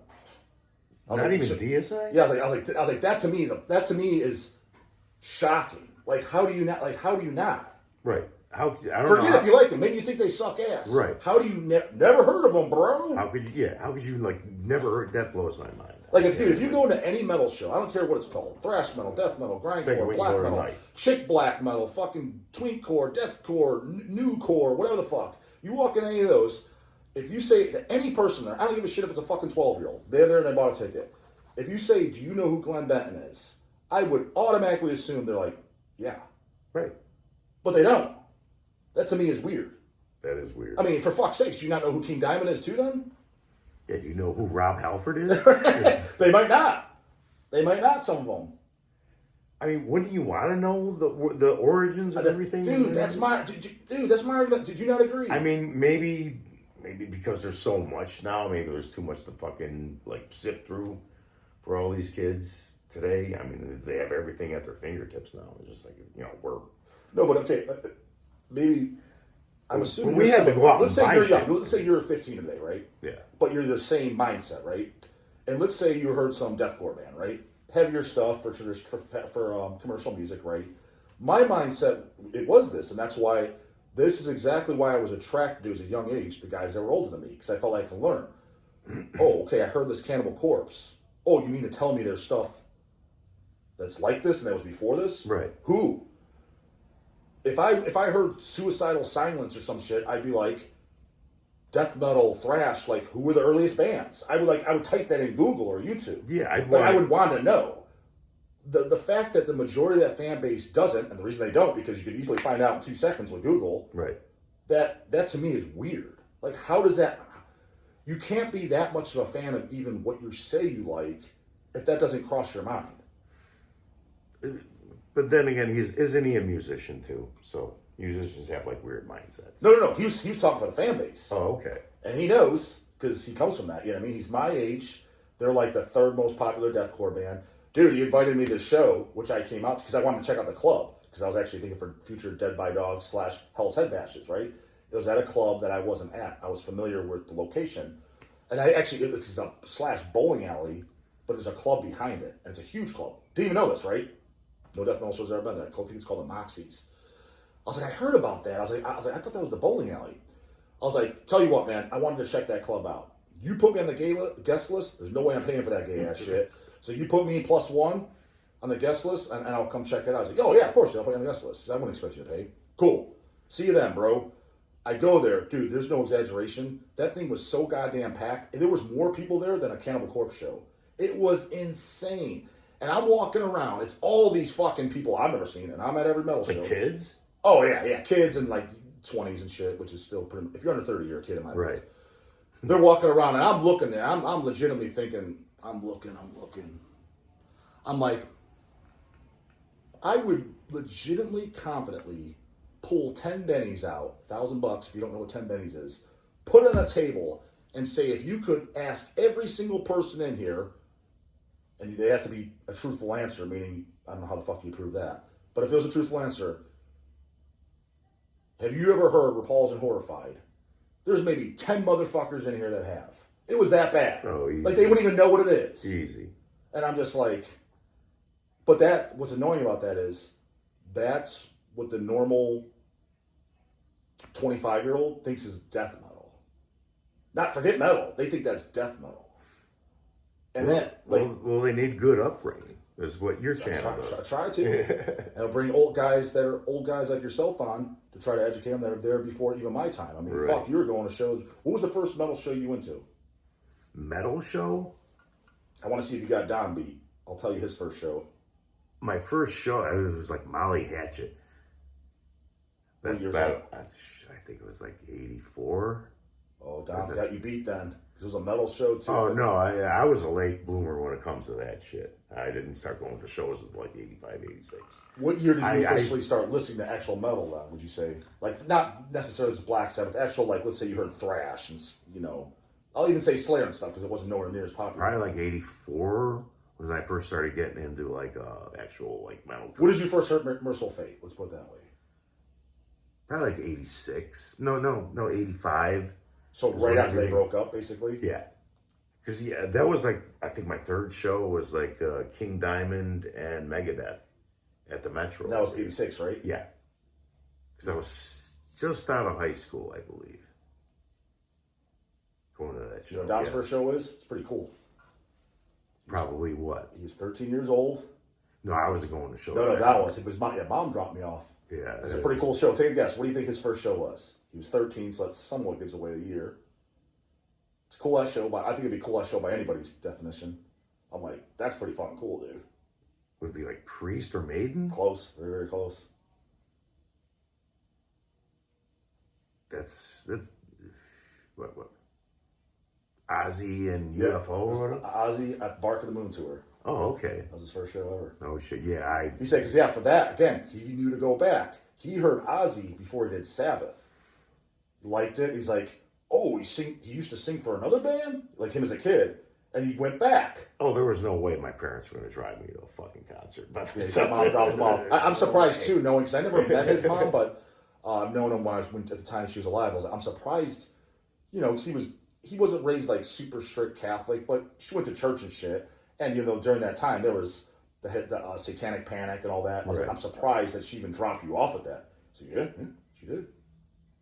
And, just in the same time frame, like going to see Metallica and Armored Saint at the Aragon. Was that Ride the Lightning tour?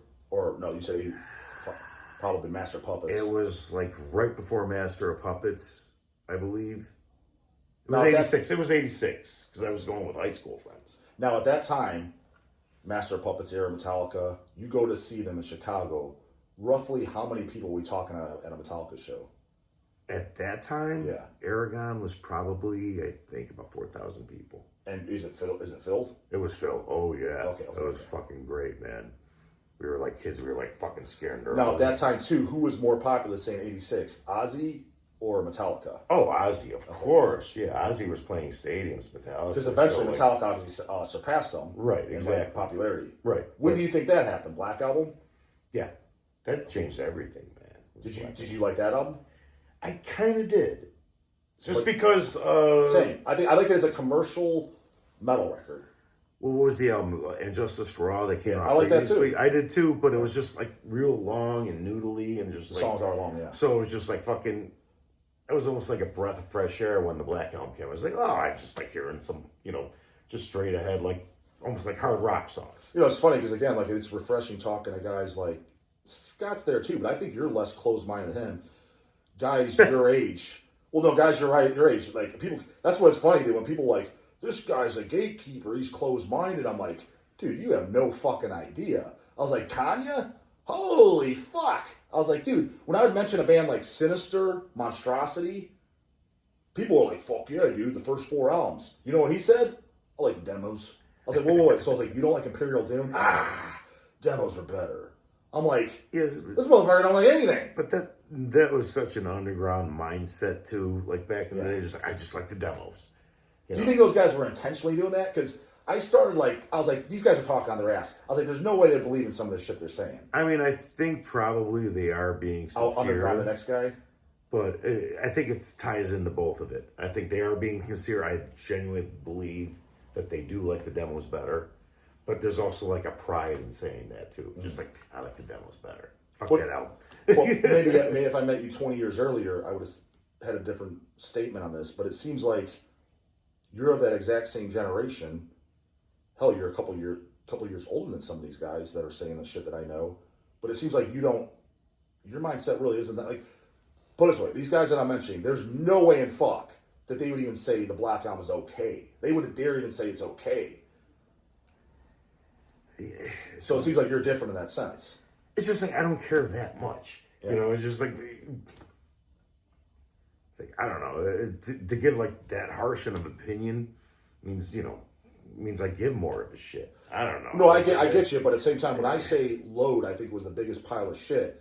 I didn't say that because I care that much. I just legitimately thought it was that bad. I was like, this is just really bad. I'm actually surprised how bad this is. I think to me, being mediocre is the worst.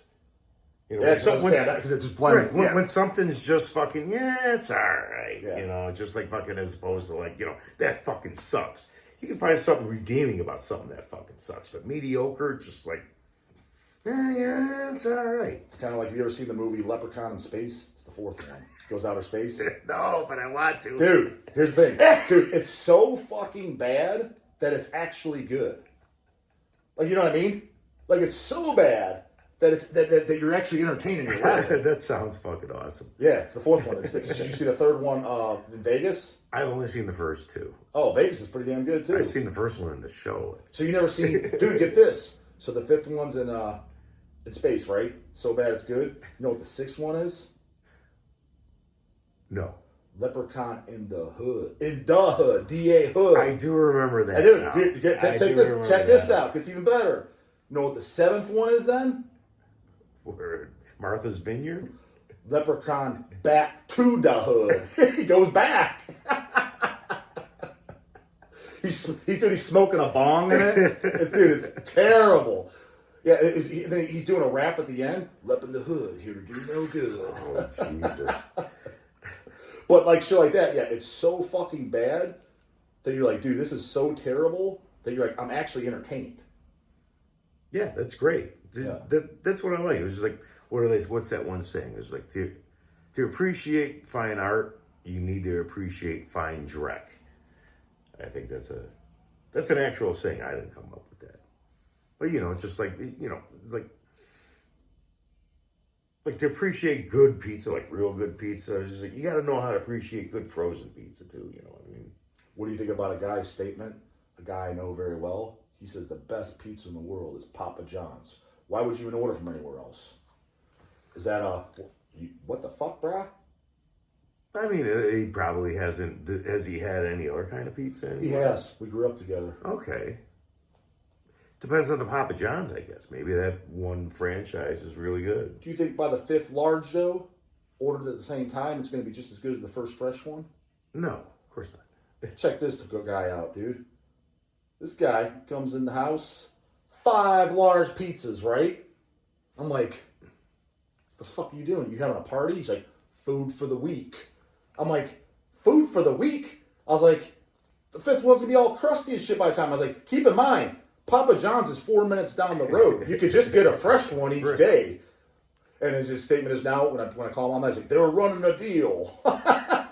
What kind of deal? Pizza the next day can be better. Not 10 days later. I don't know. Well, maybe put it in the freezer. Yeah, maybe. But yeah, true story. 5 largest, food for the week. Well, so how long have we been on? Hour and 20. So we should probably talk about something slightly productive here. Okay. We talked Babylon Nothing. Is this going to be the whole hour? Boy. Hell yeah, dude. I say stop and go. Some people like this shit. They say they watch it, which makes sense because, dude, I makes total sense because podcasts and shit that I listen to, I just put on the background, listen, they're like 2 hours long. So it makes sense. Yeah. Because you know what people say to me all the time? Like, I like your podcast. I'm like, well, it's not really a podcast. Is that when you do a live stream, you mean? Or?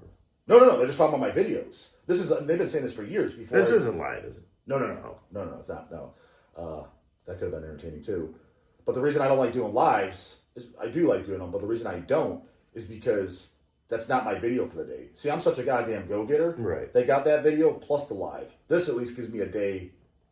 Well, when we do our rehearsal of that, you should do a stream for that too, like a live stream. We'll have like people over, shit, that would've been awesome, have like the tunes going, everybody drinking. If we could set something up, dude, again, I'm going through some tough times, but dude, this drive wasn't bad at all. I got a lot. I'm not going to lie, this wasn't bad at all. And Lindsay booked this Airbnb. I didn't realize, like, you came over here. What was it, 2-minute drive? Yeah. Like, it's that close. I live like because I sent the address to Scott. 10-minute walk, man. That's Scott. I sent the address to Scott first because I had only his number at the time.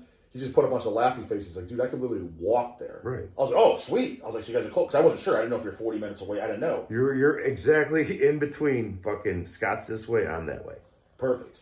So I might have to set something up because I do like the idea of recording the rehearsal. I think that'd be cool. And but talking about that, so you said you have 8 new songs written. Again, we should probably talk about something productive band-wise. Like, fuck yeah, first mic interview ever. Fuck, they didn't talk about Cianide.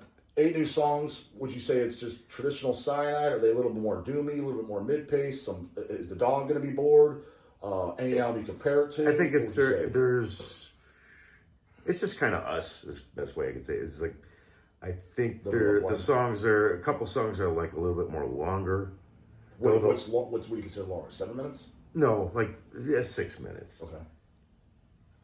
We are redoing the very first song we ever did, that we ever wrote. That's on the first demo?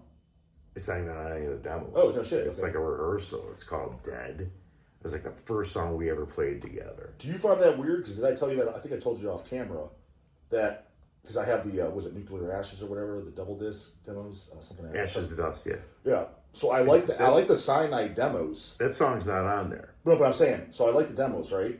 But the first two Cianide albums, me personally, I was like, I just kind of find it boring. Do you find it weird that I like the demos, but the first two albums I don't like, and I start liking Death Doom. I could see that, especially the first album, because to us it was just like that album was kind of botched for us anyway. So Okay. it's just like, I like it now. I mean, Descent into Hell I really like. That's how the first album should have sounded. What's your take on my favorite album? Is Divide and Conquer. That's by far my favorite album. By far my favorite song.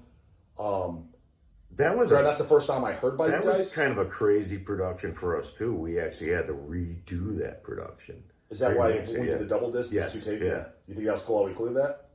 Yeah, well, that was my idea. I can't believe sweet. I got you guys to go along with it. That was fucking awesome.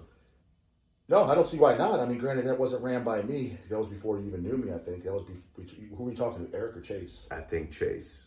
Yeah, probably then Eric laid it out. Because we did the box set LP. It's pretty what's funny is it's pretty overkill, but it's just like, dude, that especially the vinyl, that sold out so fucking fast. It was insane. we finally sold out of our cut too. Nice. So it's like, Yeah, as I remember Scott telling me, he's like, we have some of those left. I'm like, well, fuck, dude. I was like, hit up Chase. I was like, we'll buy them back. I was like, we could easily use those. And he never hit me up. Or Chase. No, or Chase was hitting the post. Oh yeah, I just set up our band camp like a couple of years ago. So okay. now everything's just like, we got a lot of free money now, which Yeah. is why we're putting out we did that live album. Which will be available at, you know what, show these on goddamn camera. Sure. Do something productive. And we're also putting out the Funereal album, which was Jim and Andy's first. We band. had these in stock before, but we're out. So this is a live album that they did. And I remember when this was recorded and it just came out, Scott texted me. He was excited. He's like, man, it sounds so fucking good. Yeah, this is our... Mike just brought over the rest of these, so you can pick these up at Hell's. The sound quality is phenomenal. Yeah, this is like on our own label, Metal Never Bends.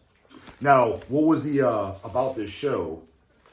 Why you chose this exact? Like, did you go in there knowing, hey, we're going to record this for an album? Or? No, we knew this. Scott was dating the sound girl at the time, and she had a real good soundboard of that, and we were just like, well, fuck it, let's put it out. Yeah, it's pretty damn good. I like Deathmetal Maniac a lot too. You know, it's funny. Where did you available at Hell's? We got the repress, and we do have some of those in stock. The Age of Hell's Rebirth, which is probably either my second or third album favorite. Divine and Conquer is my favorite. Then it's either Age of Hell's or Death Doom. Go back and forth. But the Age of Hell's, especially the Gods opening of track. Death is my favorite. Which one? Gods of Death. Okay. That's Which mine. we put that out. Huh? We Yeah, put yeah, that. you did. We're the Yeah. ones that we didn't repress that. We actually put it out.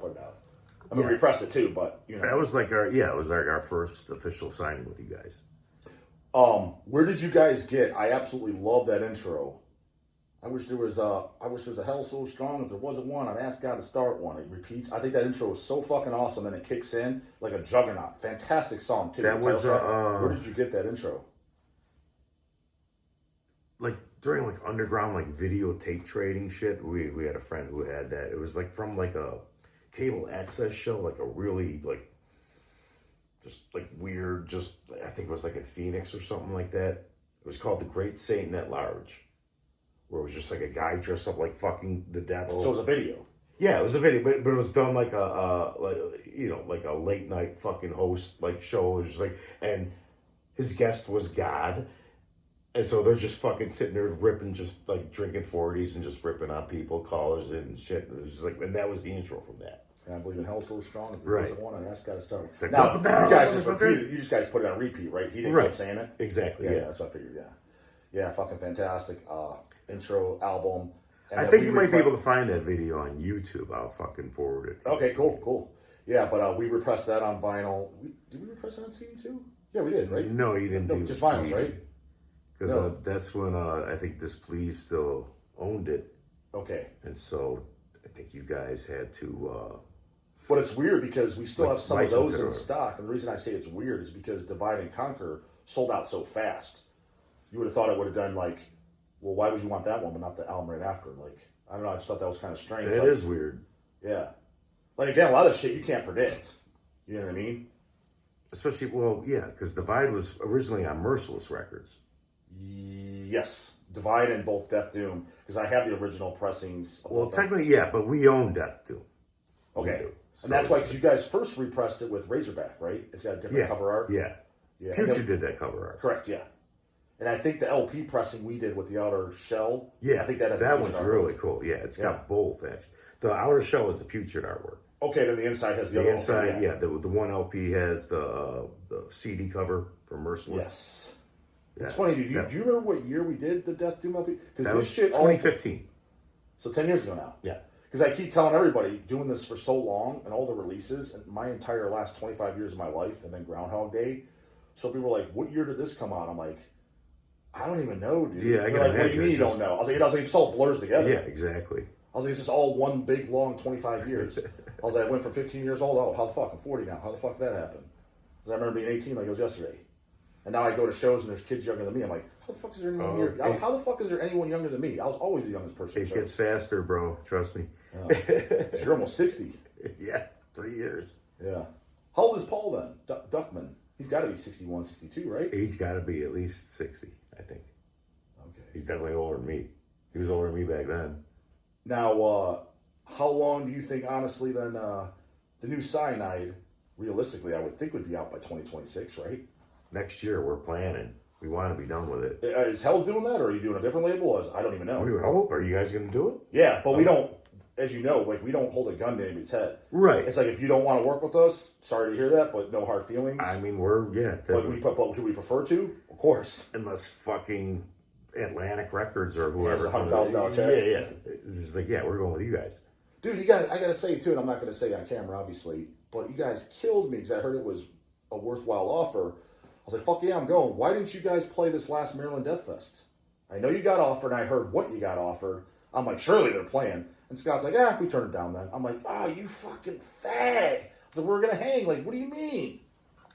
I was like, that was a killer offer, too. He told me what the offer was, too. He's like, that was a great offer. I was like, why don't you go? He's like, we'll work on the new album. I'm like, dude, cut the shit. You're not working on the new album every goddamn weekend. I know you ain't. You could have taken one weekend down that show. I can't even remember. This past one. You guys were supposed to play this past one. Oh, I don't know. You were given a really good offer. I don't think the offer was that good. Oh, dude, I'll tell you off camera what it was. I remember it because my socks are blown off. Put it this way, you didn't have to drive either. It was flights. And you had hotel rooms. And it wasn't just that.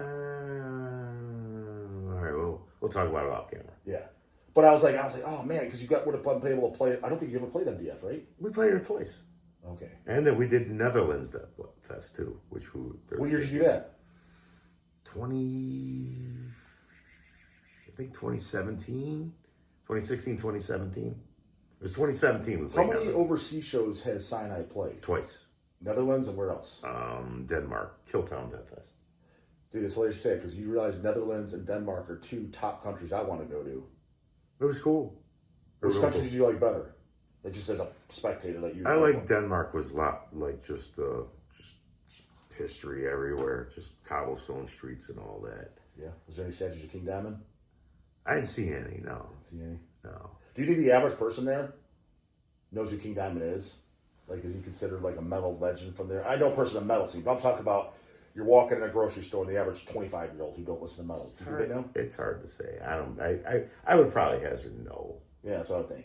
That to me is mind blowing. But Ken came with us and Ken Deathmetal script? Yeah, and our drummer Andy, they went to Mike Denner's record store while the rest of us were me and Do you know that Michael Denner story? I told it on camera too. Aster from Denial of God. Again, Denial of God playing goddamn you can ask Aster yourself. I told this story. Aster, the guitar player of Denial of God. His brother is Ustu, the singer. They're brothers. Been doing the band for over 30 years. Never been to the States. August 1st, 2026. Headlining Dead by Dog, goddammit. In Lakewood, Ohio. Mike said he might be there. Should give him a fucking sloppy hug too. Aster told me this in email like at least 15 years ago. He's from Denmark. Met Michael Denner, his record store. He's in there. They're talking about Merciful Fate days. He said Michael Denner told him, and I was going to ask King Diamond this in an interview, when I get my King Diamond interview, hopefully, I'm in touch with management. They said I could fly out there and do it when the new album comes out. Good, I'll hold you to that, buddy. Ask King this because nobody else knows this. Michael Denner told Astor that during Nuns Have No Fun, there's actually a 5th song recorded that they never released. They didn't release at the time because they thought it was too poppy for the album. It's probably awesome. That's what I said. I was like, dude, somebody's got to like put a 7-inch of that out. Supposedly, that's what he told him and he told me. Where the song is, I don't know. So I was going to ask King Diamond that in my interview. Now that I said it, some dick licker who's never even heard King Diamond will get an interview on Headbanger Ball and ask him that. Get that off camera. Maybe, Yeah, I know. maybe HH could fucking like put it out. Yeah, no. I'll ask King. Yeah. Who owns it, you know? But from what I hear, and this isn't from Master, it seemed like it from interviews with Denner, like lately, since Merciful Fate reunited, and you hear King Diamond, but he doesn't really want to talk about it. It seems like there's bad blood between the two of them. That wouldn't surprise me. Yeah. So it's probably like it won't come out because who's not getting a cut. It just seems like when money gets involved, especially with bands that old, it's just like fucking, you know. Yep. And that's why lots of cool shit don't happen. It's so annoying. Right. Lots of cool releases that Hell's on a much smaller scale don't happen for that reason. I mean, we think about that all the time too. It's just like, why can't these guys just fucking, you know, like Venom? Yeah. You know, why can't we get the original fucking Unblessed Trinity back together? Mm-hmm. What's the last Venom record you like? Cast in Stone. Nice. I love Cast in Stone. Yeah, but did you like all the other Chronos albums, like Calm Before the Storm and all that? Did you like those ones? Because some people only like up to Possessed and. I don't. I was surprised. I don't have Calm Before the Storm. You know what I have? Calm's not great, but you know what is pretty damn The good? Deadline demos. Correct. Yeah, I got both. Bootlegs, right? Yep. That's what I have. A bootleg. The Deadline. I was like, this is pretty fucking good. My birthday was in September. Did you have the Cast in Stone demo LP? Scott got me the red cover of the Deadline demo. Yes. And I got the one with the band cover on the guys on the band. So Yeah, damn good demo, right? Yeah. Now, do you have there's a Cast in Stone demo LP, 100 made. Dog owns it, of course. What does it look like? I think it's like an all black cover. And then it's like. Was it like with the half of the devil head? I think. I don't have to look at it, but I know there's only 100 made black vinyl. On vinyl? Mm-hmm. No, I don't know if I have that. Yeah. It's a demo for, I forget what song's on. I can't remember if Raised in Hell's on there, Kings of Evil. I can't remember. And is it like the profile of the devil head? The black metal? I think so. It's a bootleg. I know that. I'm positive it's a bootleg. Okay.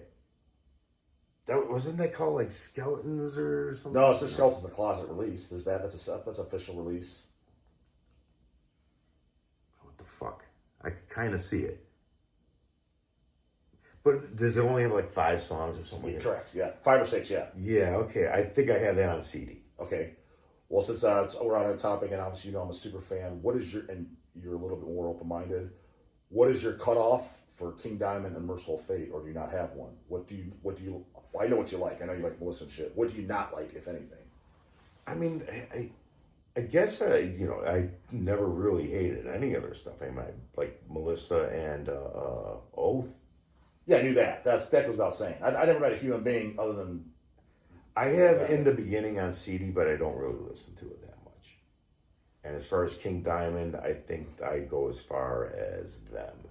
So you did. So okay. So I was going to ask that. So you basically are admitting you don't like the King Diamond '90s albums. It's not like I don't like it. I just don't have it. I just like stopped buying it. What about the Merciful Fate '90s albums? Did you buy Dead Again or Nine or any of those? I have those, but again, I don't like.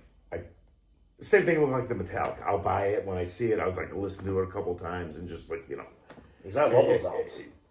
It'd be worth revisiting, I would think. But absolutely, like, I think those albums are extremely underrated, and it's cool to see, but slightly annoying because you know how they were pressed on vinyl and shit. Right. Now, kids of today, they're buying them like these are classics.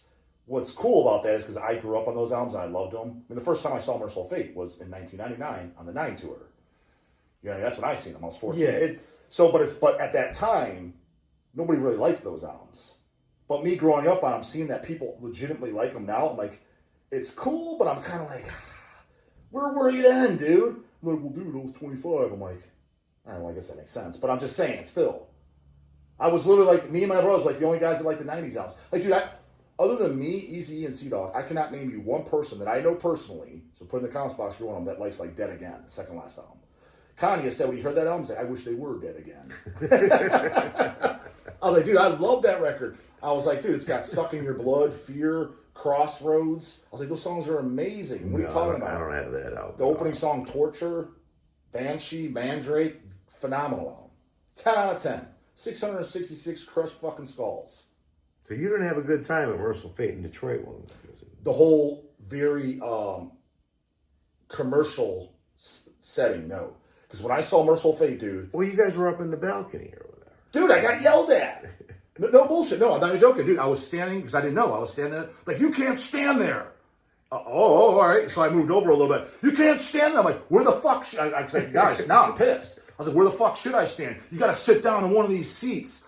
I'm like, what is this, a baseball game? Gay as fuck. What do you mean? I was like, I saw a fucking Fate in 99 at the Agora Ballroom. Not the theater, homie. The ballroom. And I was like, dude, I could have grabbed King's dick if I wanted. No homo, not that I was going to. But I was that goddamn close. I got photos taken by the dog, Easy and Sea Dog, of that goddamn show. It was great. I remember when he introduced the song I Sold My Soul off 9. Kind of an experimental song, but I love that song. It was almost like scary how he introduced it. Like the what he said before. And then after that, they played Burn in Hell. And then I Sold My Soul. I go, you think I'll burn in hell? Which is also off 9. Memories to this day, fucking loved it. Again, I'm 14. So it almost came off as scary, but in a good way. Like, you know, you went to that haunted house, and it was scared, but you didn't go cry to mom or fucking, you wanted to go back because it got your heart racing, right?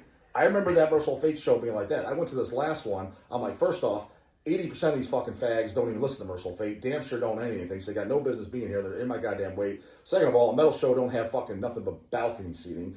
Third of fucking all, where the fuck are the 90s songs? I'm fucking pissed. Of course we're going to hear Melissa on Oath. But where's some of the other shit? So that way grandpas like Mike can hear it live and he'd be like, you know what? He said that was off time? That was a pretty goddamn good one. I have that CD. I'm going to go replay it. I don't know. I was headbanging and fucking on the first floor, man. I couldn't. I was sitting down. You can't do this. Especially when you got a canoe right here. What do you do? Can't do that. Right? And then, dude, I wanted to buy merch. Was that merch line not 2 hours long? Yeah, it sucked. Dude, it was so long. It was wrapped around. I was like, where's the merch at? They're like, this is the line. I'm like, what the fuck? This is a hall. I mean, dude, it was literally down the hall. You couldn't even see what he had for sale. The line was so long. And my shirt was falling apart, too. It was like fucking... Luckily, it was just the sleeve, so it was just like... Oh, you got to buy a shirt? Yeah. Oh, so you went to the line? Yeah, I did. But did you kind of get there early? Because, dude, when I saw the line, it was legitimately so long. I was like, it will legitimately be to the point where Fate is playing. No, it was that long. It was when we first got there. Okay. When we first arrived. Okay, yeah, that makes sense. Yeah. But were you at you were there, right? Yeah. We all met up for dinner. Yeah, we at that Founders place or whatever. Yeah, I was like right next door. Yeah. Yeah. Oh, yeah. So that was the show. Yeah, because I was legitimately concerned. I text Mike the next morning. He's like, "Did Mike make it back okay?" I'm like, "I've never seen somebody so hammered in my life." he's like, the funny part is, he's like, I've seen him more hammered. I was like, holy fuck.